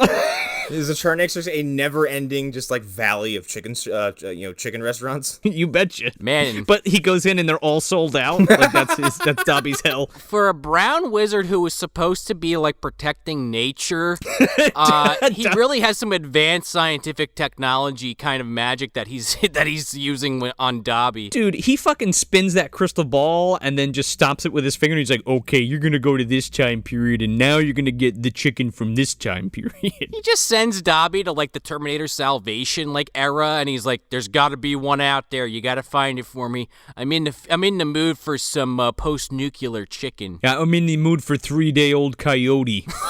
Yeah, get it from Anton Yelchin. He's got some on hand. Anton Yelchin makes the best 3-day-old coyote. You go get that, you little fucking Elfenhooten. You won't have a problem finding him. He's with a man who constantly screams. Just listen for the scream. You'll hear it. Watch out for the T-600s. What's that, Dobby? Just get your ass on the road. Nothing. Make sure when you wave right at him. Flail your arms like this. Do that snappy trick, you fucking dumbass. You'll be fine. That cake trick you did on Harry Potter's 10th birthday or whatever the fuck it was the second movie. I don't remember how old Potter was at that point. But that move, use that on him. That'll get you out of any situation. What's a movie? What do you mean? Don't worry about it. How do you know so much about my life? You know, in the Wizards world, it's like Spaceballs. This stuff is both happening to them in real time, but also exists in a different medium altogether. Oh, yeah, they have a Mr. Movie, dude. He shows Dobby, like, Harry Potter and the Goblet of Fire on DVD, and Dobby has, like, an existential meltdown. He's like, what do you mean Dobby exists on film? He shows him the Deathly Hallows Part 1, but just the end. He's like, see, Dobby? Here's your death. Right on tape. Wait a minute. That's when you woke up in the CharNatrix. Now you're stuck with me. When will then be now? Soon. Now get the fuck down there and get my chicken. Go back to then. Meanwhile, Gunner and Haggerty are sitting, like, in the background, like, yeah, so he's still got him going on this CharNatrix whole angle, huh? He's still believing this shit? Yeah, it's surprising he's got him going on it for like a week. Like, you can't even tell which one's Haggerty or Gunner because they're so similar in inflection. Sort of. Connor has the best Gunner voice. Oh, you very, very low energy stuttering. Just You gotta be halfway to plumber, you know? That's a plumber, yeah. Lots of uncertainty, yeah. Where Haggerty's kind of, this airy kind of like, hey, man, And then CharNatrix got that full-on you fucking, yeah. Haggerty always sounds like someone just hurt his feelings. That's Oh, yeah. Dude. Come on, just give me a job. You gotta do this to Dobby. Just take him out quick. Shotgun to the head. That's it. Why you gonna draw this out with what you call that? The CharNatrix? I can't even follow this anymore, Gunner. What the heck's a CharNatrix? someone hurt his feelings or he's constantly just perplexed. What do you mean? What's happening? I have no idea. Are you a goddamn Nazi or something? Gunner just turns up the TV on, like the TV, grabs the remote, just hires the volume. What'd you say? I couldn't hear you over the TV, Haggerty. So the referees disable all long-range weapons, and now they're gotta fucking duke it out. Right, because they have like a long-range round and a melee round as part of these combats. And Tex is like, come on, boy, it's fucking clobbering time, TM. That long-range round, though, is so, like, abruptly ended. Like it's like, pew, pew. The ref's like, that's it, no more. Like, okay, you're finished. You're done. You're right, though, Joe, that he is straight up just like, hey, I made a Fantastic Four reference. The camera even stopped on me, and I looked right at the fucking camera. Did you catch it? The Thing. Roger Corman's Fantastic Four is supposed to be coming out around this time, but it gets shelved indefinitely. Yeah, I guess that kind of lines up, right? I think so. I think, what was it, 92 or 1990? Something like that. Charles Band's like, you gotta get this line in. It's gonna, Charles... Roger Corman will see this and it'll be a hoot. So yeah, they go at it. Alexander like throws a fucking kick and Achilles blocks it, and like Alexander ends up like knocking Achilles down, and he goes to like stomp on him, and like Achilles comes up and like cuts his fucking leg with like a plasma cutter or some shit, and yes, Alexander's robot falls backwards, and as he's falling, he shoots this like rocket punch. Yeah, rocket fist. It's like the old Godzilla toy that used to shoot the fucking fist out of it. Yeah. He fires a fucking long-range weapon, all right? It's indisputable. Yeah. Yeah. So he shoots this thing, and instead of going for Achilles, it flies towards the spectators, like the big booth. And Achilles, like, gets up and blocks it, and it punches him in the chest, and he falls backwards directly onto the spectator box and crushes and kills everybody inside. And they made a point before this, while the fight was going on, to show some of the spectators, and you have all these, as they refer to them, bleacher bums, including, like, a small child with a teddy bear. Oh, lots of children. Yeah, like the ubiquitous girl in the red jacket. Yeah. I also like the fact that if he had just let that fist hit the bleachers, probably would have killed less people. Yeah. Or it could have flew over it, for Christ's sake. It just sails over the top of it. Everyone's like, what is he doing? Why is he falling on top of us? What is he doing? Is he getting in front of it? Oh, God, no. Oh, no. Hold on, I gotta make sure that I killed everybody in this booth. You're just accepting your fate at that point, right? Like, there's literally nothing you could do. No, you're not even screaming. You're just sitting there watching this thing fall. Well, apparently there are screaming people, because we cut to hit this fucking mech, knocked out on top of this, all these people, and you just hear all this screaming and crying, and Achilles gets out of his mech, and you see like this guy with his face all burned up screaming, and you see like the teddy bear on the ground next to a hand that's poking out of some rubble and some blood on it. Okay, so those two scenes are not in the VHS cut. There's, in the PG-13 cut that you guys watched, there's more blood, like you see more blood on Achilles, and you see that burned guy in the newscast. The Clint Howard stand-in. I'm invested! I'm burned! I was calling him the Toxic Avenger when I first saw him. Sure. So in the VHS cut, the scenes of Achilles are like cut down, and then that burning guy is like totally excised from the newscast. Weird. It's a weird cut, too, because it doesn't seem, one, it's not very graphic, and two, I feel like cutting like any of that out reduces the intended effect of this scene. Agreed, but it's still pretty gruesome. I mean, they still show shots of like people dead and like kids dead and stuff. It's not like Razorback, where they literally cut out the whole part where Jake's head was ripped off, and then you get to see worms and shit crawling out of his eyeballs. Yeah. So we cut to this court hearing. There's like the market and the Confederation, and then in the middle is the the referees, whatever you want to call them. I don't think they even get a name, right, Sean? The refs, I think, is the extent of what they're referred to as. The refs, yeah. The 1% is there. The higher power, yeah, the 1%ers. Yeah, the Hunger Games judges are there, or whatever. Right. And they're basically having this court hearing where, like, the commissioner from the market is like, listen, fucking, there's two things here, like, the Confederation fucking shot a projectile weapon in a round that was strictly melee, and like no long distance weapons were supposed to be used, so they should be automatically disqualified, and they should forfeit Alaska, and we should get it. And then he goes on to say like Achilles like sacrificed himself or like tried to save those people, but in the event ended up fucking killing them. Right. And the refs are just like, okay, here's our decision. We don't give a fuck that those people are dead, and we don't give a fuck that the Confederation shot a long-distance weapon that we don't think is long-distance weapon. So fuck you, it's a draw. And then Alexander stands up like, yes! He's like, 1 week, you're mine, Achilles! Right, because they make it so they have to have a rematch to redecide the match, and Achilles is like, I'm fucking retired, I'm not fighting! What? I'm supposed to kill you dead, motherfucker! And his whole thing is like, he fought 10 matches, he shouldn't have to fight another one. Yeah. And basically the commissioner's like, get all these reporters out of here, everyone leave. And they all skedaddle, and then the commissioner's like, my ass, you're not fighting. He's like, you didn't complete 10 matches. He's like, I started 10 matches. He's like, not good enough. You're a breach of contract. It's not over till someone wins. He's like, I'm not going to fight, so you can go fuck yourself. And he's like, I can't read. Oh, yeah, that's a big thing that I wanted to bring up before. Apparently, like, the general population, the bleacher bums, if you will, are, like, stupid. Like, they have no education system and, like, can't read, the majority of them and stuff. And we kind of find that out here, too, where, like, Achilles can't read either. But he's basically like, fuck you, I'm not stupid. He's like, I did my fucking contract. Right. And Commissioner's like, oh, shit. Well, I'll give you money. What do you say?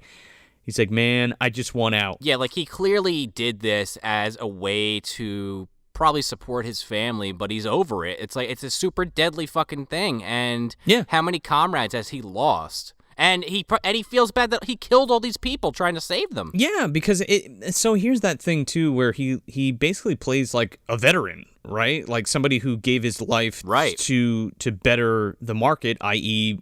America. And they just want to keep fucking draining this motherfucker until there's nothing left. And I don't know, it kind of speaks volumes. Yeah, no, I agree. In this scene. And kind of like the rest of his arc is kind of like that. In the words of Michael Corleone, they just keep bringing me back in. It's something like that. He goes back for kind of a ridiculous reason. We're going to get to that shit. Yeah. But when he's out, which we're going to get to, it's very like... Oh, yeah. Veteran that comes home from the war and like doesn't have a place to live and doesn't have any money and shit like that. Exactly. I fought for the country and they didn't give me shit, you know? All I got was this t-shirt kind of thing. And after this news conference showing their decision of the referees, we go to Athena and Sargon and the rest of the tubies, and the professor is like, all right, it's your time to fight. It was like, it came early. So she says that, and Sargon's like, yeah, he's a coward. And Athena's like, no, he's not a coward. He just doesn't want to fight anymore. And Sargon's like, yeah, okay, whatever you say, Athena, he's a coward. And they all fucking like high five each other. And then we go to there seems to be a theme this season. We go to the Robot Jox bar. We totally go to the Robot Jox bar. We're fucking kicking up that music. Fucking cum darn P-head are in the fucking background playing poker. This bar is aggressively 80s. Oh my god, I love it. Yeah. I love it so much. It's down the street clearly from the clown bar and the fetus bar. Fetus bar's downstairs, man. Oh, is it? Okay. It's one deck below, yeah. Nobody goes there, though. Well, maybe. I think Alexander's down there. Oh, Jesus. I come back after drinking with fetuses. I came back from drinking with the fetuses. They can hold their booze. They're underage and they're my kind of peoples. Oh my goodness. I like them young. So we're in the Robot Jox bar and fucking, so Achilles is at the bar and he's like, I just finished H. What am I at? I or J or G? And he's like, no, you're on J. And he's like, okay, what's next? He's like, julep. He's like, give me a fucking julep. The bartender's like, I can't serve you alcohol anymore because you're drunk. And he's like, I'll tell you when I'm fucking done drinking, motherfucker. And he's like, the bartender's just like, listen, I'm going to have to hop this bar and beat your ass. And he's like, I like to fucking see you try. Fuck you. First of all, this fucking bartender would dismantle Achilles, okay? He's like, yeah. He's like a foot and a half taller than him. He looks like fucking Luke Harper from WWE. He's got a snake tattoo. He's a fucking gigantic man. He's like, I'll make you stop drinking. Achilles is like, I'll see you try. Yeah, I'd like to see you try. Just picks him up and sidewalk slams him. Onto the bar. Yeah. So Sargon and Athena come in, and she basically confronts him, like, what the fuck? Like, why did you retire? And he's like, hey, it's none of your goddamn business. He's like, why did you retire? Yeah, basically, because he's fucking shit-faced. And they're both like, yeah, you should have just let those civilians die. They knew what they signed up for. And he's like, huh. He's like, even you, Athena? She's like, oh, yeah, I would have let them die. He's like, huh, okay. I'm an asshole then, I guess, for saving lives or trying to. He's like, you guys are really fucked up, you know that? You stupid test tube fuckers. And then Alexander fucking struts in. Oh, ho, ho, ho, is that Achilles? Oh, that little man. Oh, Achilles! I'm here to drink with you, you bastard. I just left the fetus bar. I just put them under the table.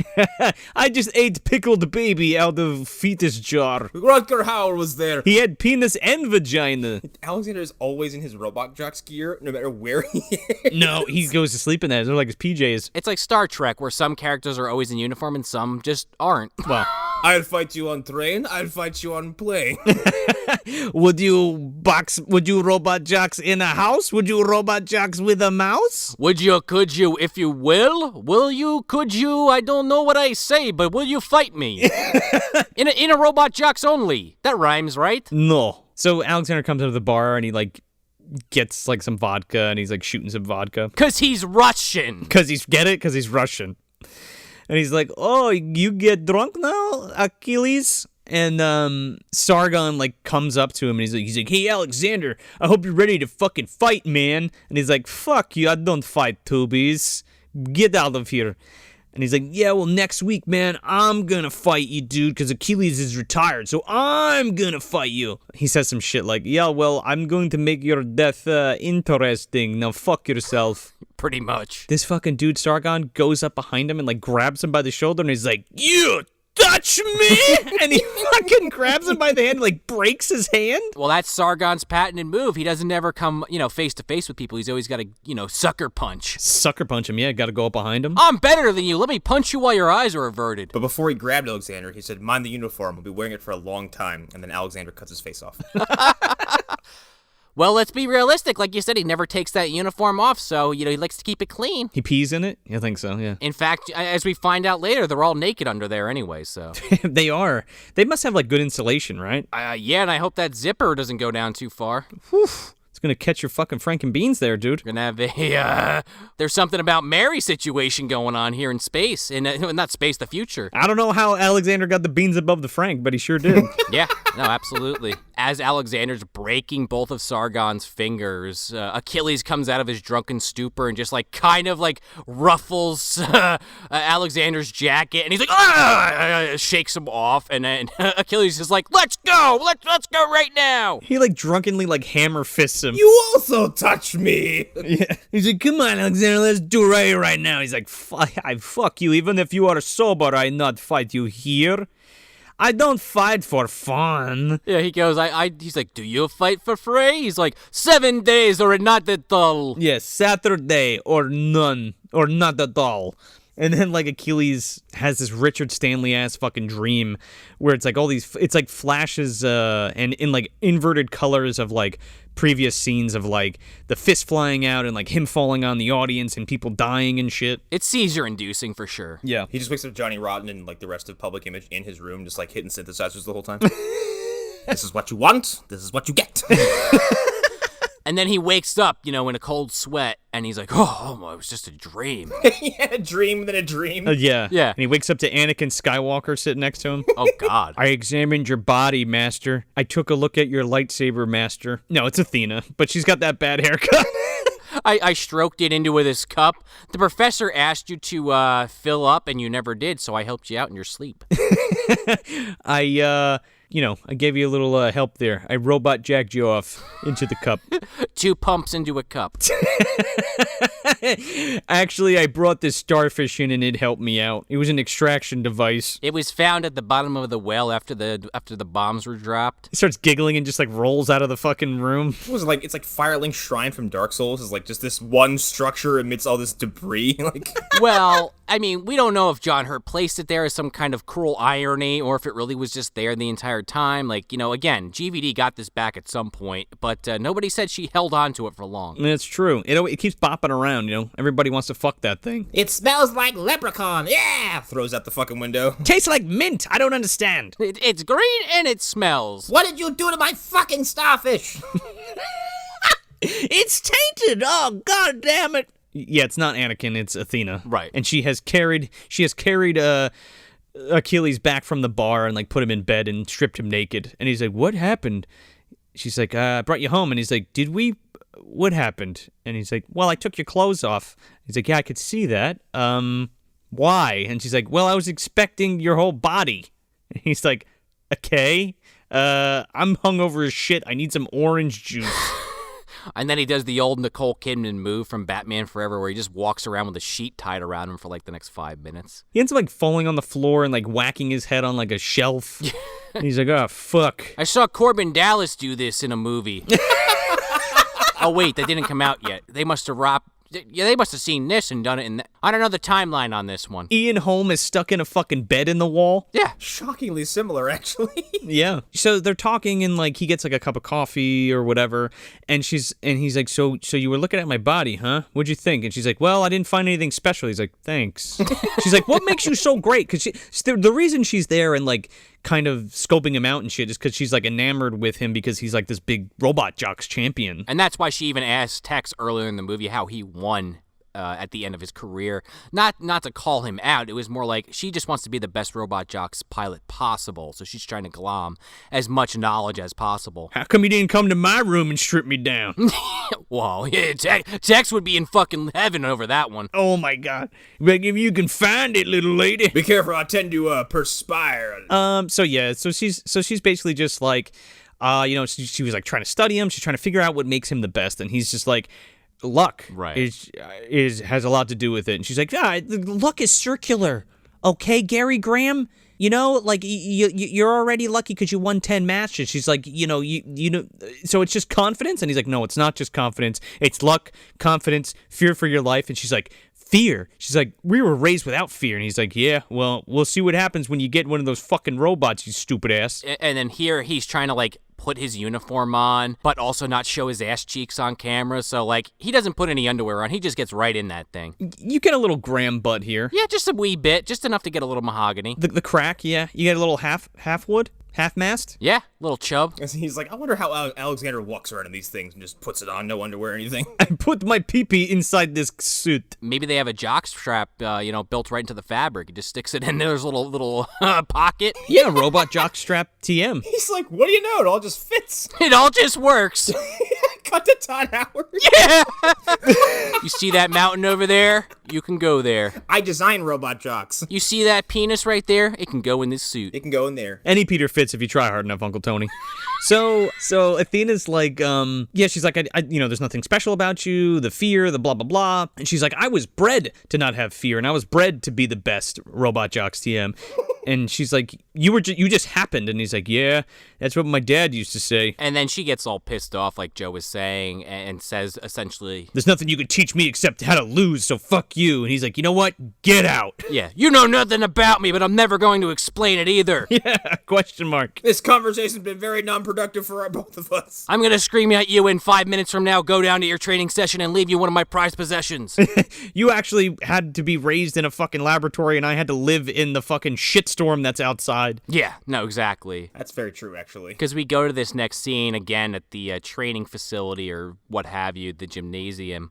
And they're doing like a yoga session while Achilles turns in his gear and he's wearing this nice turtleneck sweater. And he's talking to Tex. He's like, "Yeah." He's like, "Who do you think's the best pilot?" And this is where he makes his sexist comment about, "Well, it would be Athena, but she's a woman. She's nice to look at, but that's about it." Every other pilot would need to die before I consider her as an option. I mean, it sounds good on paper, but they'd all have to get hit by a goddamn bus for me to consider the lady to be in the Robot Jox. In fact, if it was up to me and she was the last goddamn pick, I'd get in the mech again. I got all the secrets anyway. I mean, I would just do it out of the kindness of my heart.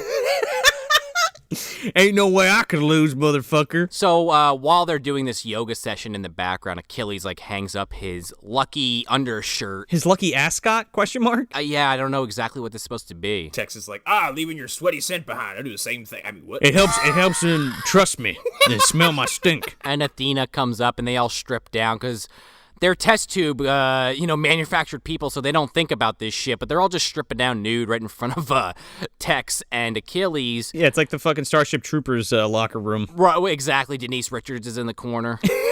Taking a shit? Yeah, you don't want to go over there when she's done. No. You need some poopery for that woman. Oh, yeah. Yep. Watch out for that one. She always forgets to spray it. She's one of those people, like you have it there laid out because you know she just hit Taco Bell up, but she just refuses to use it. Sorry. I saw it was there, but, it really came up on me. It crept out of nowhere. Denise, it's right on top of the toilet. How did you not see it? I had to unload. Sorry. Yeah, if the toilet seat wasn't down, there would have been a disaster on the floor. Oh, my God. Athena comes up and she's like, what's this? He's like, well, me and everyone in my platoon, we had them and it brought us luck, so you can have it. And she's like, oh, okay, well, I don't have a gift to give you, so I really don't know what to say. And he's like, it's a present. Just say thank you. And she kind of smiles and is like, thank you. And this is kind of like our first hint at this like forced romance that we get in the film. Like maybe the only thing that really grinds me about this movie. I don't think it's forced so much as it's just like nonsensical. Sure, yeah, you're right. It's not necessarily forced because they clearly are setting it up here in a few. It's set up like 3 scenes ago. We're all right. Yeah, it's also it comes like it's like apropos of nothing too. Like they just they start liking each other in the same. Well, we already invoked Anakin, like the same way that Anakin and Padme do, where it's like because the plot dictates it, therefore they must. Sure, and it's like you're what is it? You're like 15 years older than I am. Yeah, yeah.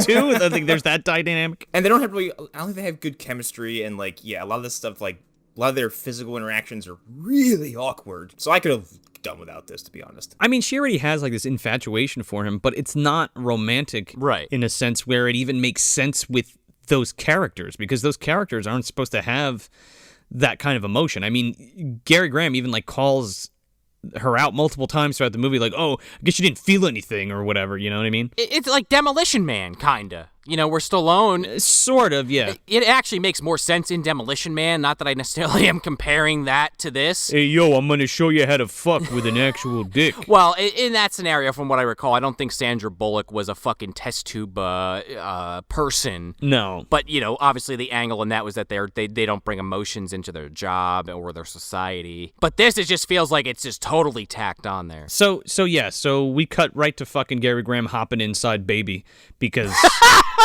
that John Hurt's car is just chilling on the street. Yeah. As far as we know, he was involved in the rebuilding of this civilization. He left it there by accident. Achilles took it. Rest is history. Sure. Well, once he, he departed from that salt flat that Carl saw in his mind's eye from Razorback we were talking about. He traveled to Death Valley and helped them build up the technology to create mechs. Yeah, do you think like he left his car there by accident and they adapted the technology? I think so. Yeah, like he thought it was destroyed, but they found it later. Yeah, and made like their own version of it. Because as far as we know, I joke about the salt flat from Razorback, but like, if we're talking about the MDU here, like at the end of Frankenstein Unbound, like he just ends up like in a post-nuclear like frozen wasteland, which if he doesn't die immediately thereafter, he is clearly working and operating in that time period. Oh yeah, man. Well, yeah, that movie also ends with like I would say like one of the more interesting unexplored things is that he just finds a future society, just happens upon it. Yeah. Well, right. He goes to Epcot Center. Goes on the fucking Captain EO ride. Yeah, and the movie's like, I am unbound, blah, blah, blah, blah, blah, blah. And then it just fucking fucks off and then shows the credits in your face. And then John Hurt's going to all the little hubs of all the different countries, sampling all different foods and shit. I was in Switzerland an hour ago, and now I'm in Germany. Now I'm in Japan. I even got this cool mug. I'm having sushi and drinking sake. He's got fucking Mickey Mouse ears on the whole time. Oh, he sure does. I didn't even have to use Baby for this trip. I'm on vacation. Go fuck yourself. Do you still have Norway? Is that still a ride? I hope so.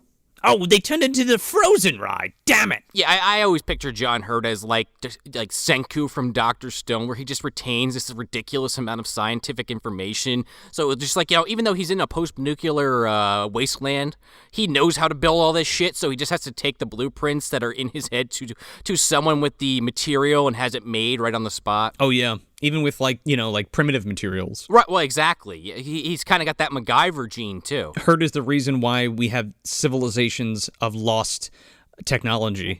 Right. Or civilizations worth of lost technology. Well, yeah, people say that, they don't want to believe that the Egyptians made the pyramids on their own. That would make too much sense. It was Hurt, obviously. The idea that mobs of idiotic people have destroyed technology in different centuries and civilizations makes way more sense to me than us just kind of figuring things out now. We just keep reinventing the same things, right? I guess is what I'm saying. I mean, John Hurt would be seen as a god, no matter what time period or dimension he goes to. He's got the knowledge and the power, as we discussed earlier in this episode, to... He's got a bag full of those watches he just dangles in front of some monkey's face. Here you go get it, you primitive prick. I mean, at one point when he let his hair grow out, he went back to Jerusalem for a little while, and he turned water into wine, and he created all these fishes and bread and everything. Oh no! My God. Oh no! And people bought it hook, line, and sinker. Oh my goodness. John Hurt on a crucifix? They didn't crucify him though. Body double. It's John Hurt. He could do anything. I got better.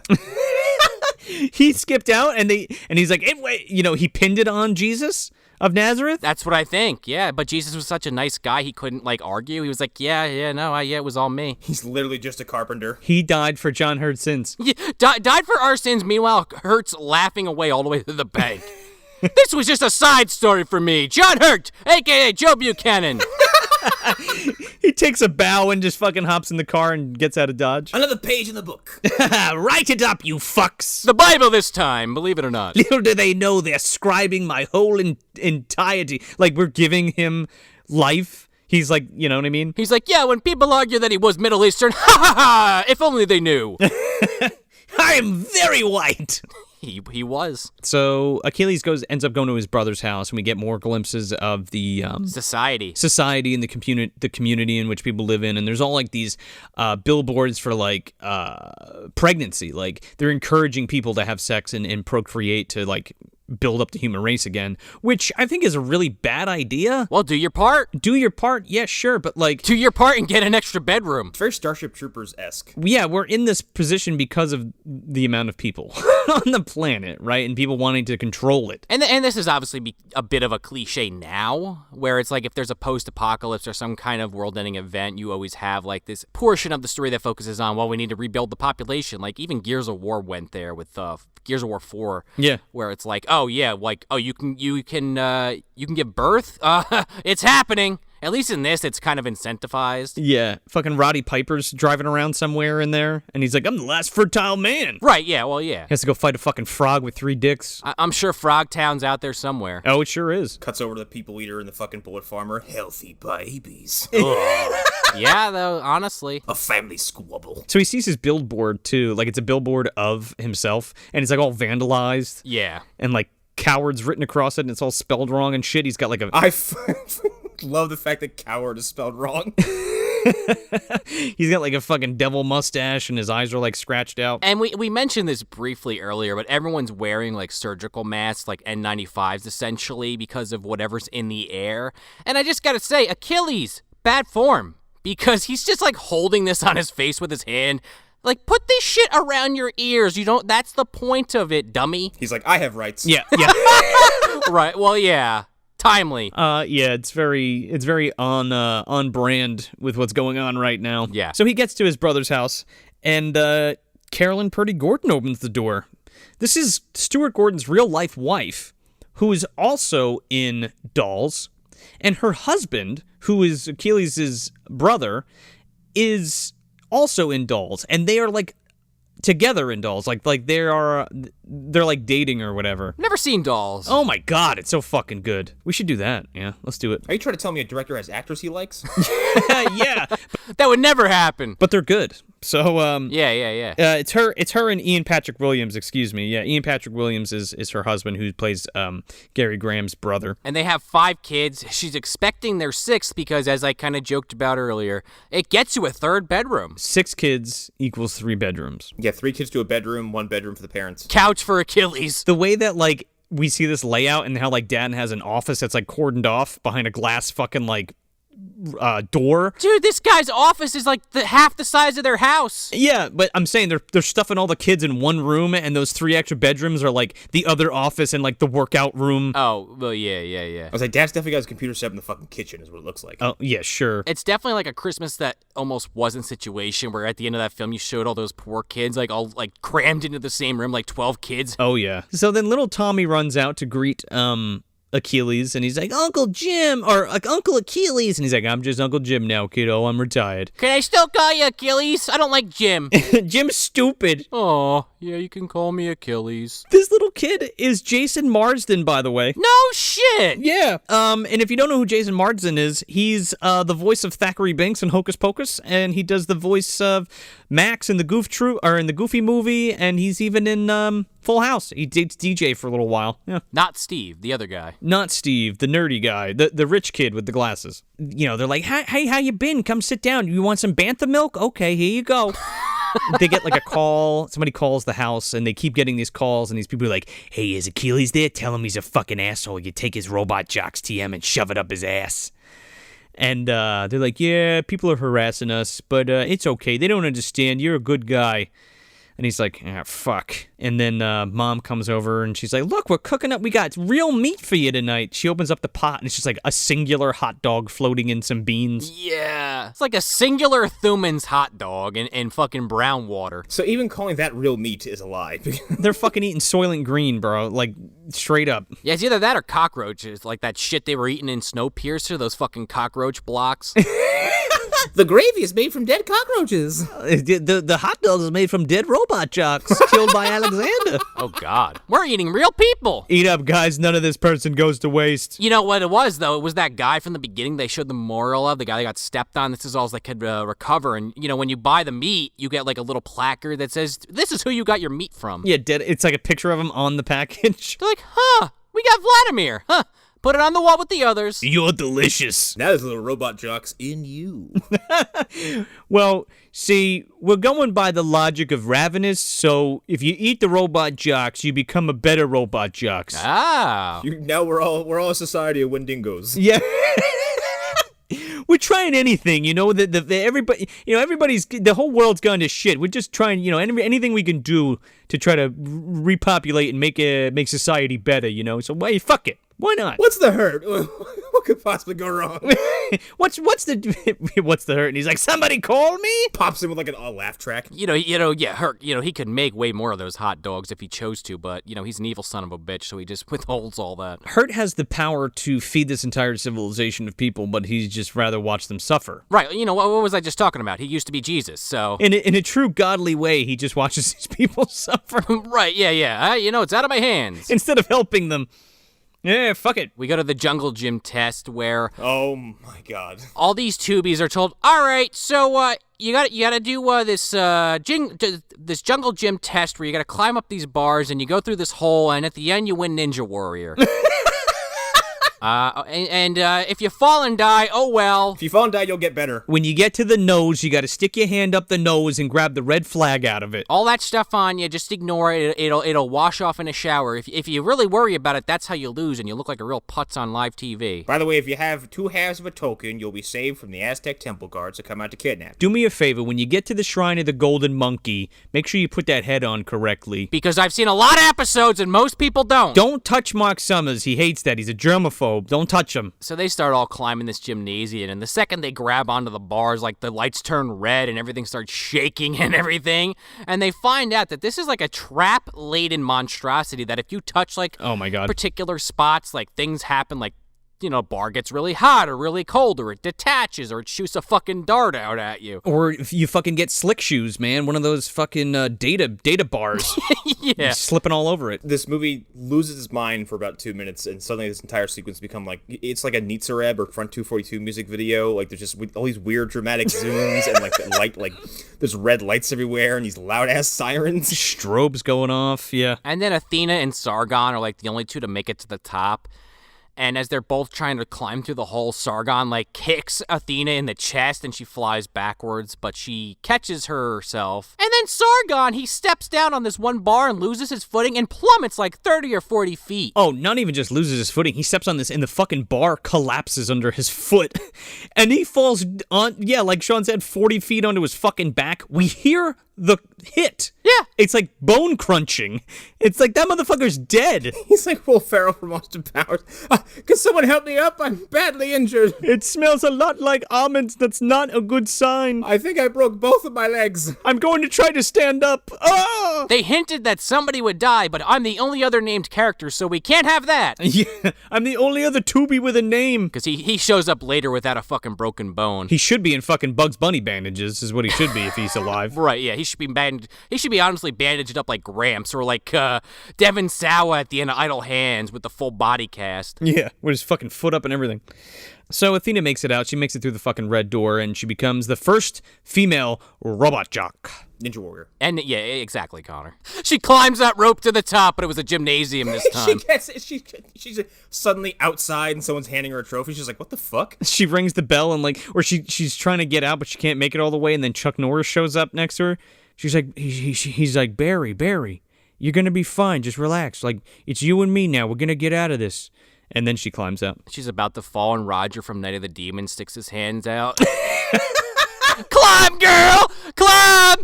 Stooge is at the bottom. Yeah! That's Sargon. Yeah, he comes back from the dead. Possessed now? Well, maybe that might have been what happened. Maybe that's why we see him later. He's undead. Undead Sargon. Oh, man, he's possessed by the fucking demons from the Night of the Demons? Holy shit. Being better if he showed up later on, like, in a body cast. He's like, I am the victor. I was fine. I'm not hurt at all. He still challenges Alexander. I could take you on now. From the wheelchair, and then just fucking Alexander kicks him down like a flight of stairs. Yeah, like O.J. Simpson and fucking Naked Gun 2. Or like, what's his face from Friday Part 2 when he gets the fucking machete in his head? Oh, God. He's just grunting and trying to move. He's like, ha! He's like, as soon as I'm able to move, he's like, you're dead. I'll bite your legs off. So Achilles is watching this on television, and it's like, Athena, the new Robot Jox, who's a woman. And he's like, what? He's like, no. Fuck that. All right, I'm going to be a Robot Jox again. I'm going to come in. I'm going to sign the contract again. Hey, Commissioner, let's fight, baby. I kind of got a thing for her, even though it's only been somewhat hinted at. I can't let a woman do this. It's not sexist at all. Promise me. I promised you. It's not sexist. I love her, and I don't want her to die, ? Without, like, the narrative context, like, the optics of it are really bad, because he's like, he sees this girl get his spot, and he's like, what the shit? And he's like, no, I'm suddenly unretired. Like, what if it was Sargon? He would have just been okay with it. Like, whatever. If he dies, I don't give a shit. Athena! I gotta get back in on this. Yeah, right. It's fucking Sargon. Vaya con Dios, motherfucker. Well, I guess we're gonna lose Alaska. That guy sucks. Well, back to my mint julep or whatever. He goes to the commissioner's office. He gets reinstated as a Robot Jox to fight the battle against Alexander. And in the process, like, he meets up with Matsumoto, and Matsumoto's like, listen, I designed this new weapon, but we're going to change it up because we're not going to lose this fucking match, because every single one of these matches has been leaked by somebody in our midst. We don't know. He's a spy. So nobody, not even the technicians, knew what they were putting in when they installed it. So only Matsumoto knows, and he's going to record specific instructions that Achilles is going to watch right before the match starts while he's inside the robot. Right. And he also, when he comes back to do this match, he tells the commissioner he'll only do it if there's no bleacher bums this time, because he doesn't want another incident. Oh, right, that too, yeah. Behind them, like, Tex is in, like, a ghillie suit, just, like, listening the whole time, like... He's disguised like a broom. Because Tex is on fire that they don't have the info ahead of time. Like, again, sweating bullets. Like, I need to get that to my contact. I mean, I just need to know. That's something I'd like to know ahead of time. What do you mean I can't know the fucking plan? God damn it! There's spies all around. What if it's It's not me. It could be me, but it ain't me. It would never be me. Why would it be me? There's no reason to believe that. What about you, Matsumoto? Maybe you're the fucking spy. What do you mean? That's not a listening device in my hat. That's Dobby. Can Dobby come out now, Mr. Conway? Just punches the inside of his hat. Like, Tex was already like an asshole, sexist. Now he just goes full racist because he's like, yeah, I trust that Jap as far as I can throw him. Oh, dude, he's fucking japping all over this movie. So then Tex is, he's helping Achilles train to get ready for the fight, and Athena kind of watches this happen, and she's clearly pissed off because he's stealing her thunder. Oh, yeah. You know, he leaves because he's done as far as he's telling everybody, and he just pops in out of nowhere, and she's like, what the fuck? Well, she fucking earned it, dude. Yeah. You know, and that's the real shitty part. Like, even if Achilles shouldn't have came back and been like, all right, I'm just going to steal this from you. I'm stealing this back from you, rather than like, hey, Alexander's going to kill you, so I'm going to like walk you through this, which essentially we'll get to it, but you know what I mean? Yeah. Because, you know, he has this whole rivalry with Alexander that's been set up the whole film, and this guy only wants to fight Achilles, really. he's like, I acknowledge that you won your weird King of the Hill thing, but I'm going to do this. Yeah.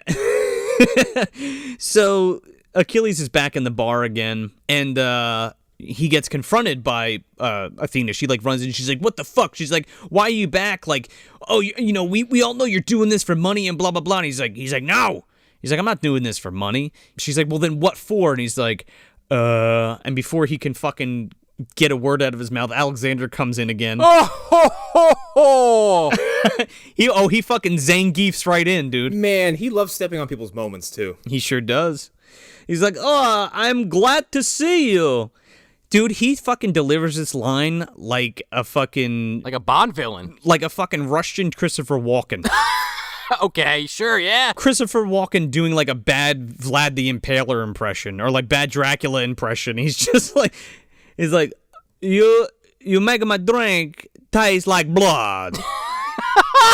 Well, yeah, because Achilles is like, you're making my beer curdle. So fucking ridiculous. And while they're having their little pissing match, basically, you know, to show that this fight is now going ahead, we cut over to Matsumoto doing his recording of how the new equipment works, or the secret weapons. Mm-hmm. And Tex comes in.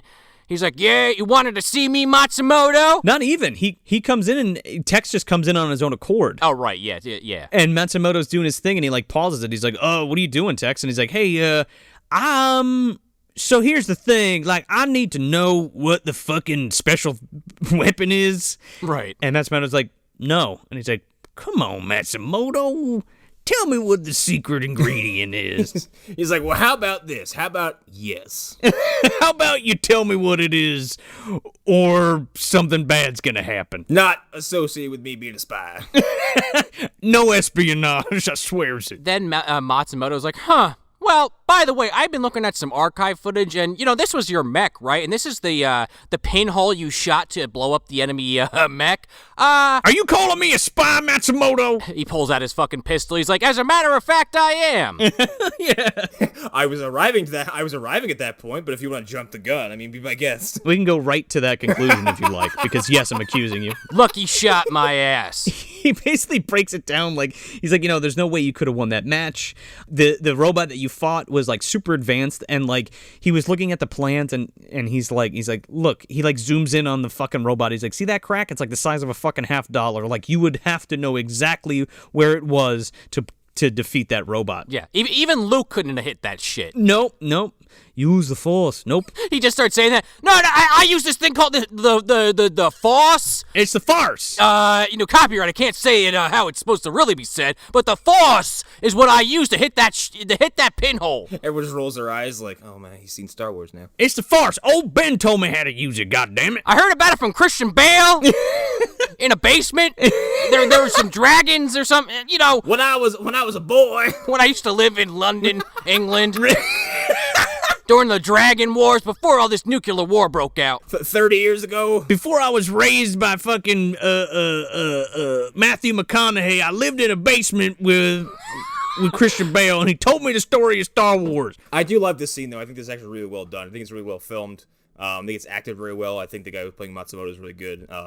And Tex is like, I like that Tex is like, he has no qualms about being a piece of shit. No. Yeah, Matsumoto's like, what better spy than a hero, which I thought was pretty poignant. And he's just like, you got me, partner. That's true. I'm the spy. So Tex like punches Matsumoto and like takes his gun. Well, not quite, because he takes his hat off to knock the pistol out of Matsumoto's hand. Oh, that's right. But in the process, Dabi like finally gets, he can get away now, and he just skitters away like down fucking Tex's back and out the door. Dude, he hits the floor with a fucking wet slap. Dabi is so wet. It scuttles off like the chest burster. Like, oh, Dabi's wet. Yeah, he sheds his skin and fucking slithers out the door. Geronimo! Later, somebody's like looking for him with a cattle prod. Anyway. No blood, no Dallas. He gets the pistol out of Matsumoto's hand, and as he's about to blow Matsumoto away, Matsumoto kind of is like, whoa, hold on a second, and hits like a button on his remote to start recording their conversation. Yeah. And he essentially gets Tex to admit it all on camera. It's so great the way he does this, though, because he breaks it down, and he's like, he hits him with like this like Japanese like philosophy, right? He's like, we're all the same people that we've always been. Like, in an old man, there's still a boy and stuff like that. And he's basically just like, I know that there's still good in you. Yeah, the real Tex Conway, basically. He's like, I know there's the real Tex Conway inside of you, and like, who's not a piece of shit. And Tex is like, oh, you know what? You're right. And then he like fakes like going to shoot himself, and then just shoots Matsumoto right in the fucking head. Yup, and he gets Nakatomi over the back wall. Oh, he sure does. Well, okay, so real quick, that's another cut that you guys have in the PG-13 that's not in the PG cut. So in the PG-13 cut, when Tex shoots Matsumoto, there's a big blood spray on the wall, and in the PG cut, it cuts right to like a screen that shows like a robot falling down. What? Yeah, to kind of mimic where like where Tex shot that robot and killed it. Like he shoots Matsumoto, and then it cuts to the screen, and then that robot that he shot in that match falls down. I don't hate that, but this is better. Yeah, at least that's creative. Like, you, instead of just like awkwardly removing it, you inserted something that actually has like narrative context. So that's cool. Yeah. So then fucking Tex goes over to the dead Matsumoto and like shakes his hand. He's like, Doc, meet the real Tex Conway, and then puts the fucking gun in his hand, and then brings his sweaty, sloppy ass over to the fucking phone, and he like dials up the commissioner. He's like, Commissioner, I gotta tell you something. Well, I confronted Matsumoto before, and I was like, you're the spy. And he's like, no, I'm not. And then he blew his fucking brains out because he is the spy. But he held the gun like 15 feet away from his head to shoot himself, so there's no impact powder or anything like that on the shot? Yeah, he shot himself directly in the middle of the forehead with no powder burns. Yeah. He Matsumoto, he's a smart motherfucker. You should have seen the way his hand was moving, the angle it was on. It was something to behold. He shot himself in the back of the head. He done suicided himself twice in the back of the head. I said, you're the spy. He said, I know you are. What am I? And I was like, oh my God, he's a spy. He felt so goddamn bad about it. He just, let me turn to the side. You could see it for yourself. He's right there. I saw the whole thing. And the commissioner's like, what? It was Matsumoto the whole time? Fuck. All right, we'll be right there. Don't touch anything. And Texas is like, yep. Sure won't. So then we go to this scene where Achilles is met by Athena at his apartment that I guess he just was given back after he came back. Like, you could have the same place you lived for how many years prior to you leaving. We didn't take any of your stuff out of it, so. Yeah, we knew you'd be back, so we just left it as is. And neither did you, seemingly. You just left it all here. Yeah. And she apologizes to him basically to be like, I'm sorry about what happened earlier. And he's like, oh, yeah. He's like, don't worry about it. Her being all upset that he came back. But, and she goes, I got a present for you. Can you turn around? And he's like, huh, okay. She pulls out a fucking tranquilizer gun and just shoots him in the back. Yeah. And he's like, what? Because obviously she's pissed at him. She has every right to be. And they have a weird kind of clumsy fight throughout this entire apartment. Yeah, they beat the shit out of each other. Yeah, I think she throws him through a table. She throws him through his paper walls. Oh no, she's got the table! She slammed it through it. Someone just rings a bell. He's like, what the hell's going on? Yeah, exactly. And we get this whole scene where he throws her on the bed, and my eyes just start rolling into the back of my skull. Except for the fact that, like, he, like, pins her. He's like, what the fuck's wrong with you? He's like, you asshole, you fucking drank me. And he's like, why do you think I came back?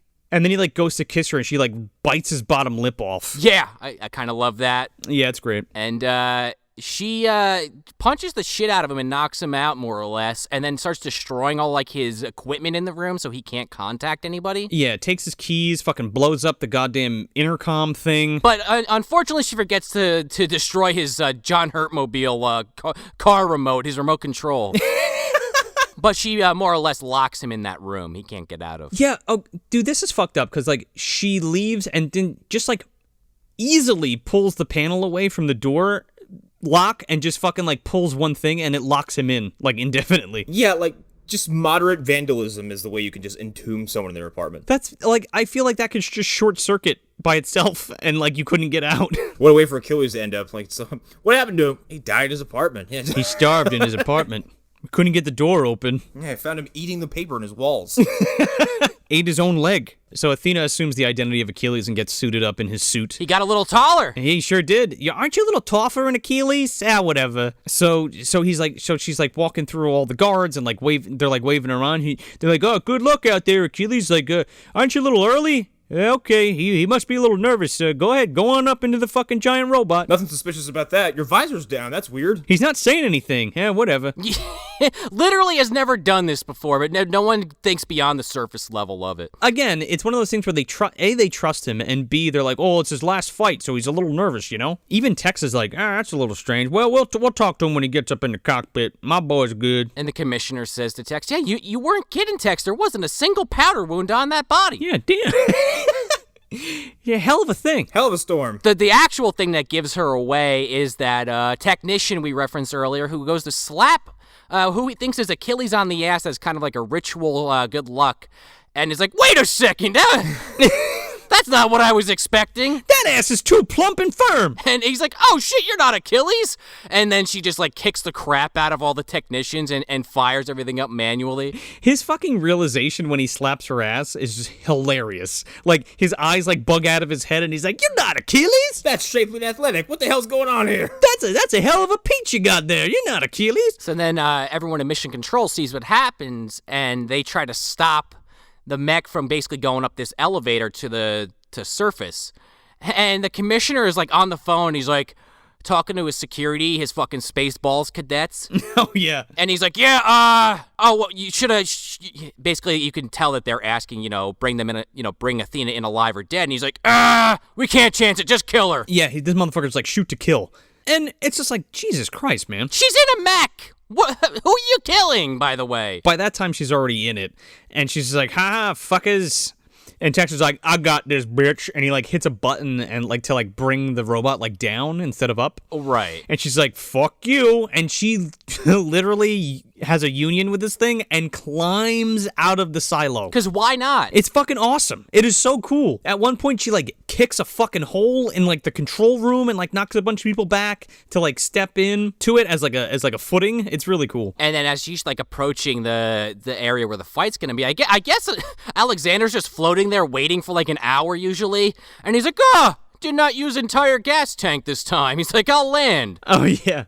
Meanwhile, fucking Gary Graham is like in his room trying to figure out how to get out, and he's like, right. Oh yeah, magic legs. And he fucking hits the button, and fucking baby comes barreling through the fucking wall and like blows a hole in it, and he jumps in his fucking hover car. What you don't see is the 4 apartments that car had to blast through to get to his. Right? Like a razor hog just fucking leaving destruction behind it. A family's just eating the singular hot dog. Yeah. They're Robot Jox. Like saying grace, and the fucking car runs them over. Knocks over the single hot dog.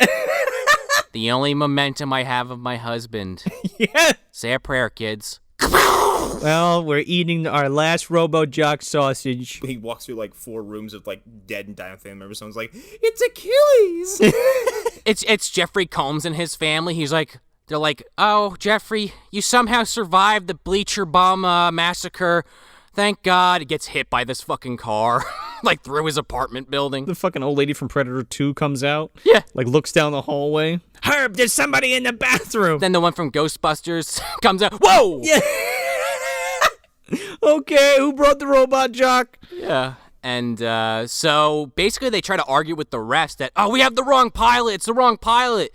And the refs are like, yeah, not our problem. We don't give a shit. We're starting this. Yeah, fuck you. Your robot took the field. Good luck. Ref's like, IRL, don't care. So Gary Graham gets to the station. Now he's up in the tower and he's with Tex and the commissioner, and they're like, what the fuck? And she's like, she's in the robot, Gary. And he's like, ah, shit.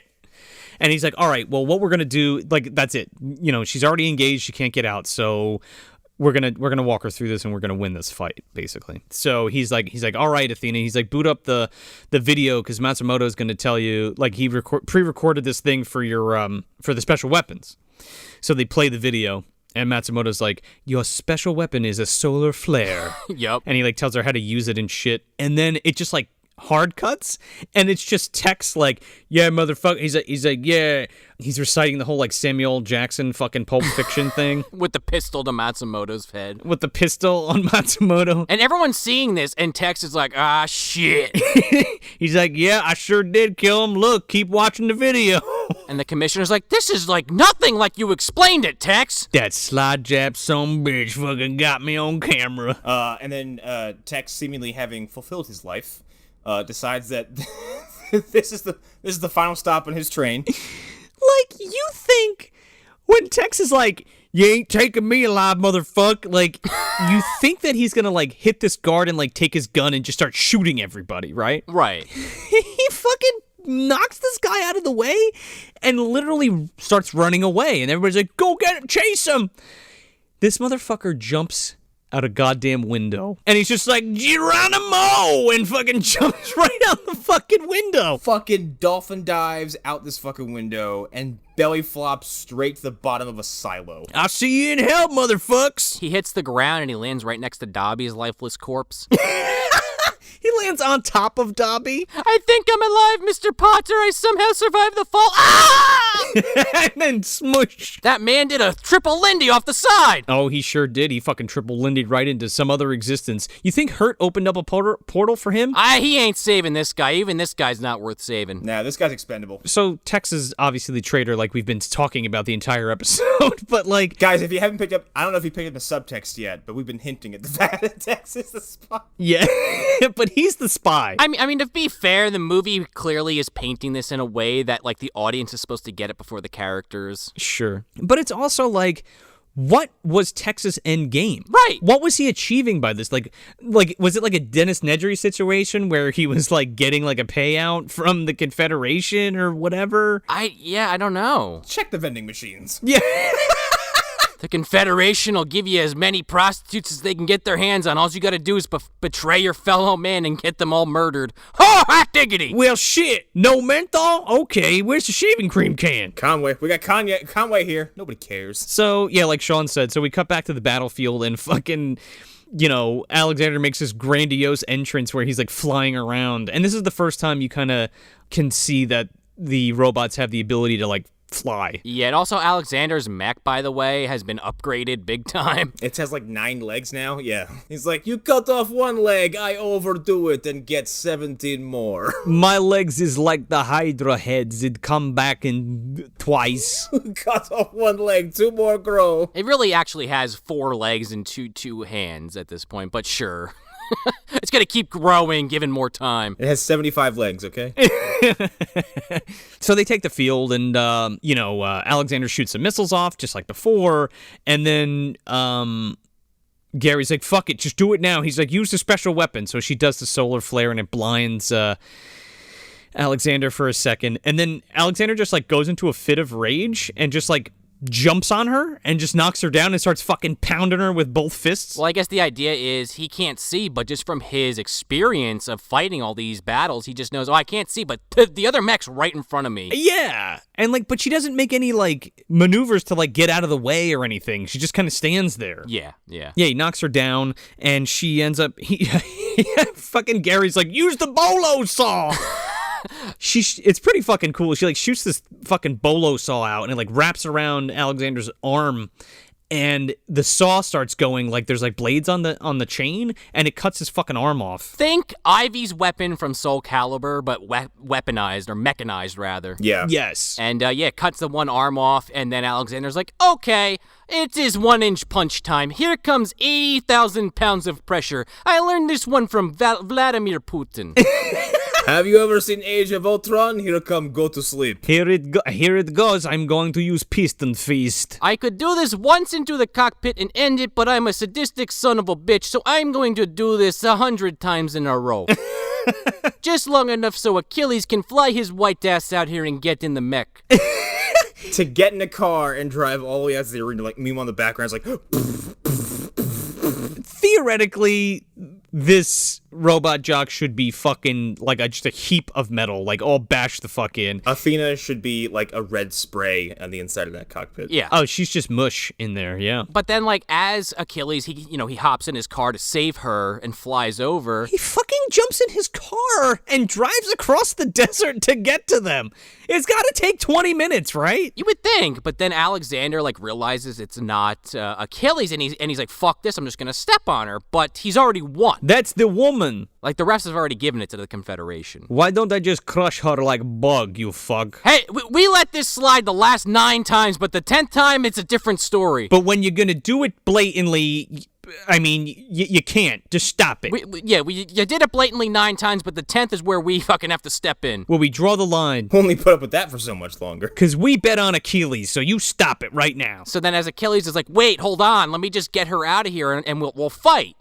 So she's all fucked up, like KO'd. She's passed out. And Achilles goes in for a kiss on a knocked out woman, by the way. Yuck. Yeah, that's real romantic. Not okay with that. That was the one part of the film I was like, all right, I already don't love this whole romance angle, but sure, they're at least trying to set this up.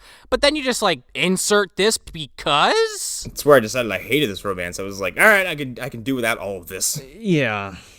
I don't understand why they had to have him do that. Like, fine, you're there to save her. Just take her out. Pull her out and get her some medical attention. I don't think she needs your fucking saliva, dirty mouth all over her while she can't barely breathe. A cigar swilling executive is probably like, what are you doing? Where's the romance? Come on, what is this?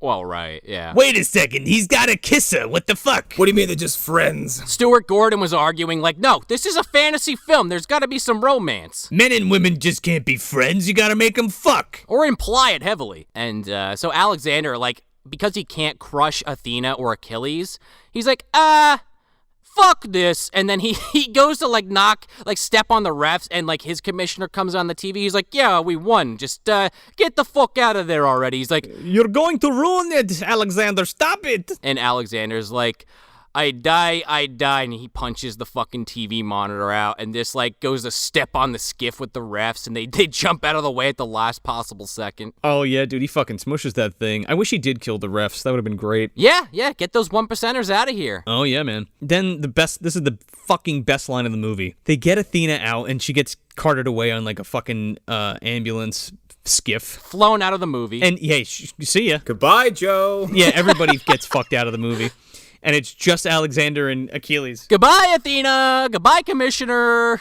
Goodbye, everybody else. Fucking Gary Graham gets up and he's like, I'm gonna get in this thing and I'm gonna kick your ass. And I don't know, like, I'm not even doing it justice. You have to see it. But, like, it's just so fucking cool. And he gets in and he fucking starts up the machine and they fucking start going at it again. Well, he flies into space like Iron Man for some reason. I still do not understand this sequence at all.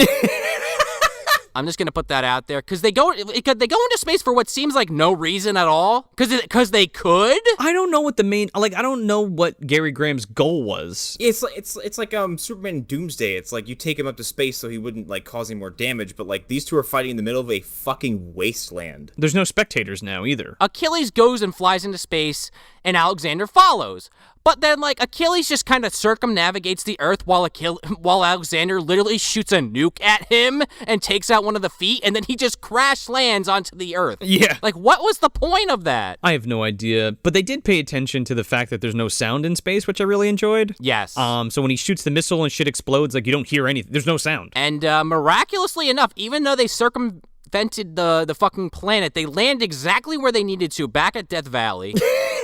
Yeah, like in the exact position where his arm got cut off. Yeah. At least 50 feet away from it. Fucking Achilles just like crashes, and then like Alexander is able to land because I guess Achilles' like feet were fucked up, so he couldn't like reposition it. Also, mind you, why doesn't Alexander just like land on top of Achilles' robot like at full speed and just destroy him instantaneously? Because he's savoring this, right?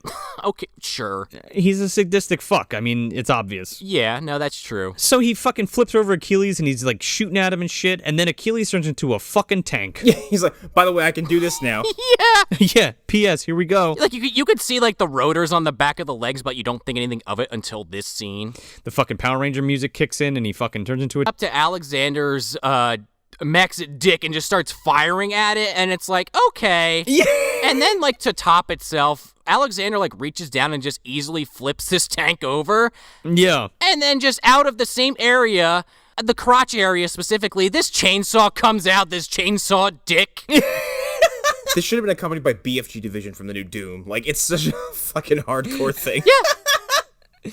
Have you ever seen that movie, Tetsuo? Here's my chainsaw dick. And he proceeds to then fuck the shit out of Achilles' cockpit, but Achilles just kind of like steps to the side and dives out of the fucking front of the cockpit, like barely missing the saw. Oh, dude, it's like right before that fucking AT-AT foot comes down on the snow speeder. Oh, yeah. So yeah, Achilles is just running around naked with no robot. Yeah, more or less. Yeah, and then fucking Alexander starts trying to like step on him. You know, Shadow of the Colossus move or Empire Strike Back, however you want to look at it.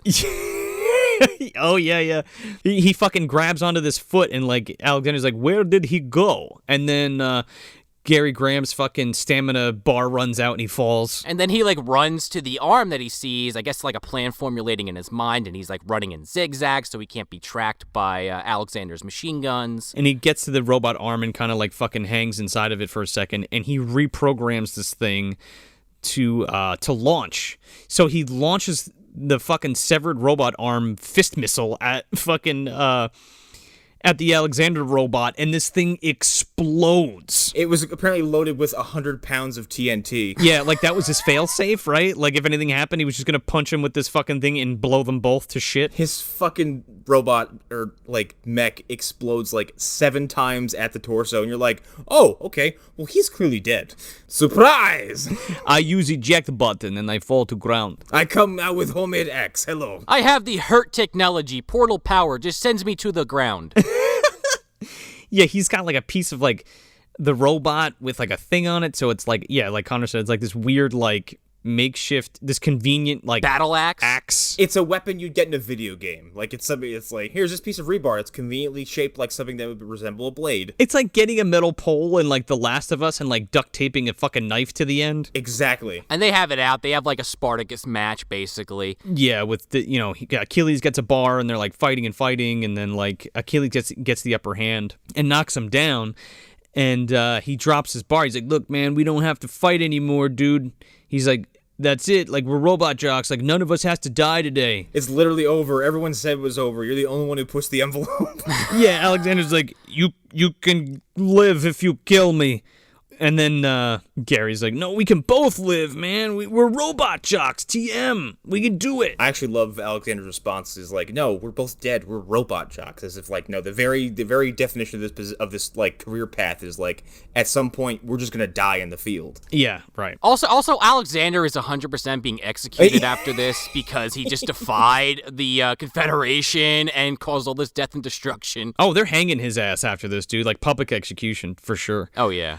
So that's why he's just like, fuck it, I'm gonna just keep going. Yeah, but somehow Achilles talks him out of it. He talks him out of it. He's like Alexander has a rock he's about to fucking bash Achilles' head in with, and he's like, stop, dude. And he has a change of heart. Hey, like we said earlier, if I could change, anybody could change. So he drops this rock.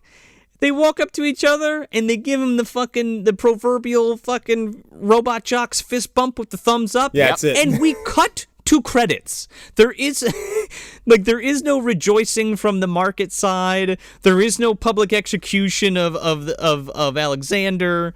There's no resolution. It's just over. We don't find out if Athena was okay with that kiss or not. Or if she even survives. Right, yeah, she could die. We don't know. I like to think she does live. Yeah. In the non-existent sequel where she actually owns the role of the main character instead of having it robbed from beneath her feet. Agreed. It ends like Woody Harrelson just like slammed the fucking pop-up funny close real quick before you can finish.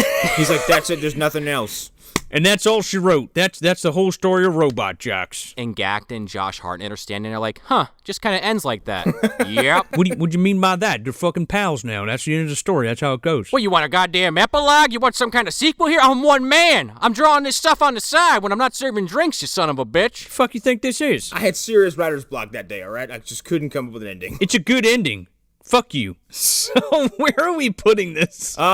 This goes on the shelf. That was me trying to replicate my hesitancy from the first time we recorded this. That's right. Also from Razorback where you did the same thing. We're like, I don't know why I did that because I like this movie. But this one you're not so sure, huh? Yeah, this one's weird because I think there's not enough of the titular robot joxing, I guess. That stop motion is expensive, dude. Yeah, I know, for a $7 million movie, which is like the thing I had to give it, like, is that you couldn't afford to give me 2 hours of just like robots slap each other, which I understand. So you get this weird sandwich of a movie where the beginning is front-loaded with robot action and the end is back-loaded with robot action, and in between you have all this kind of like mostly okay to good, human drama interaction stuff. I think the tubies are a little overbearing after the second viewing because they're all just so fucking stupid. I think the Athena romance is incredibly forced and very awkward at times, and you're just like, why was this here? But the one thing this movie has is sincerity, and that goes a long way with me. If you're not being, transparently shitty, or if there doesn't seem to be any cynicism involved, I tend to enjoy, whatever's going to happen next. So, yeah, this is good. It's a shelf movie. If I had to put it between something, I'm just going to steal what Joe said last week, because I have no idea. No! Don't steal it, because I want to do it. Yeah, let him say, and then just piggyback then. All right, you can have that one. Yeah, I'll just say the one I had then. I don't know what to put this between, because it's just like it's as far as like my own decisions go, it's just between two. It's between Pacific Rim and Pacific Rim 2. Sure. Yeah, it's good. If you like robots just body slamming each other, you should check this out. Yeah, totally on the shelf. And again, it's one of the, I say it a lot, but it's been on the shelf. So first, I just want to say, like, this is an important movie in low budget filmmaking history, and kind of to me, because I'm a huge fan of Empire Pictures and Stuart Gordon and that whole history of films. Again, when it wasn't received well critically when it first came out, but it's a pretty monumental achievement, especially for an independent production company, especially with that budget, which was fucking insane. So I guess it's significant in a number of ways, really. But just as its own film, I fucking love it. It's pretty great. Everybody's really great in it. Like, the acting's really good. The story's really good. In my opinion, I like how it's kind of it's almost like a political thriller and a science fiction movie, and it works pretty well results. Yeah, I would agree with that. Yeah, and you can't beat the fucking stop motion, dude. Like, no. Anything with David Allen's work in it is fantastic. And again, it has that feel that I really like. It's a very cozy 80s sci-fi action movie. Probably one of the best ones, low budget wise. It's a ton of fun. It's funny. It's kind of there's a lot of good drama. I think. Yeah, it's fucking good. I really like it. I don't really have too much more to say about it because I've said a lot during this episode.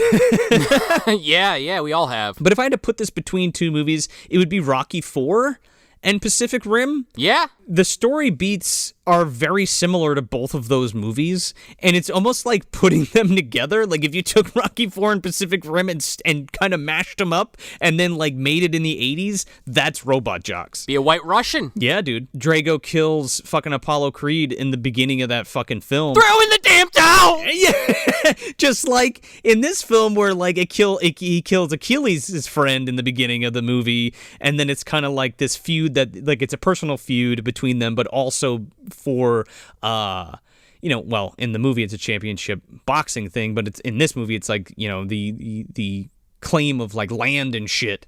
I mean, they're both pretty political, I say. Sure. Rocky definitely more so, but I get what you're saying. Rocky definitely more so, But even this film, the whole base of this is political, this film. Oh, yeah, Cold War as fuck. Cold War is fuck, and obviously so is Rocky, but... I mean, this is implying that the Cold War actually happened. Like, we actually, bombs were dropped, and this is the end result years later. Yeah. It's still who has the biggest dick contest. Oh, without a doubt, yeah. No matter which way you cut it. So yeah, shelf. This is definitely a shelf movie. And I actually did like this a little bit more on my second viewing. I think the first time I recorded this, I think I said it like, it definitely wasn't dumpster, but it was close to that vicinity of the, eggshell crate on the side of the road kind of situation. But, after listening to Joe talk about how this movie was, basically an independent film, and it was, of the Charles Band universe, Empire Pictures universe, it's pretty fucking impressive in that context, because if you don't know that going into this, I don't agree with it, but I could see people shitting on this saying, this movie looks old, and it's like... Oh, sure. Yeah, if we're talking about, like, a movie from the 80s or 70s that had, like, a $20 or $30 or $50 million budget, sure. Yeah. But you're talking about, again, small studio that's known for making small movies for years, and it's a fucking shame that it put them out of business, and this movie maybe didn't get its... place in the spotlight that it deserved, and obviously this in recent years became a bit of a cult classic, so it's kind of interesting how that all works out.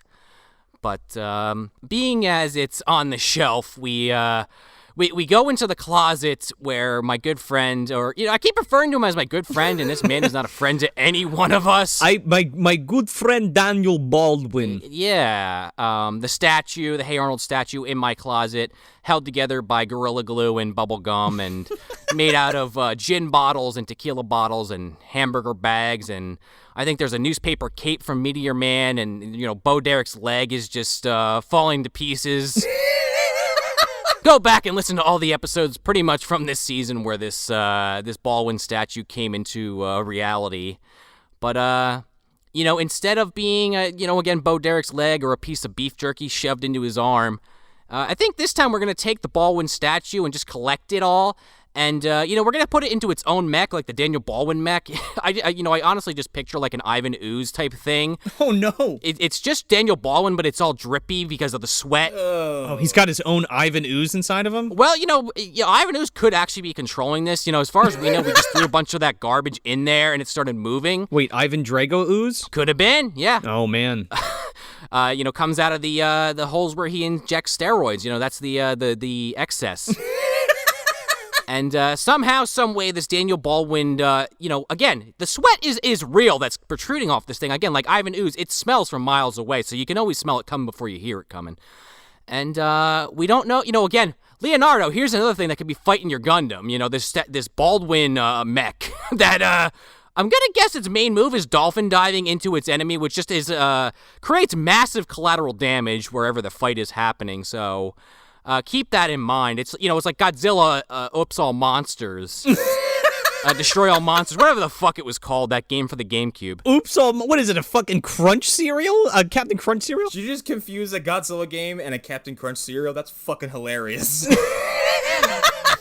Yeah, I kind of love that. Snap into a kaiju. There you go. So, while Baldwin is fighting on the side of John Hurt and destroying all that is good in its path, it also stands for this movie being on the shelf somehow, some way. Wrap your mind around that one. I like this movie. It's, it might not be super high on my proverbial shelf, but it's absolutely on there. Like, I'll revisit this movie, and if that Blu-ray, or even honestly the DVD ever becomes available and it's not, let's say, $80 or $90 or $100, like, let's get it down to, like, the $15, $20 range, I'll pick it up. Maybe even $30. I'll pay $30 for this movie without a doubt.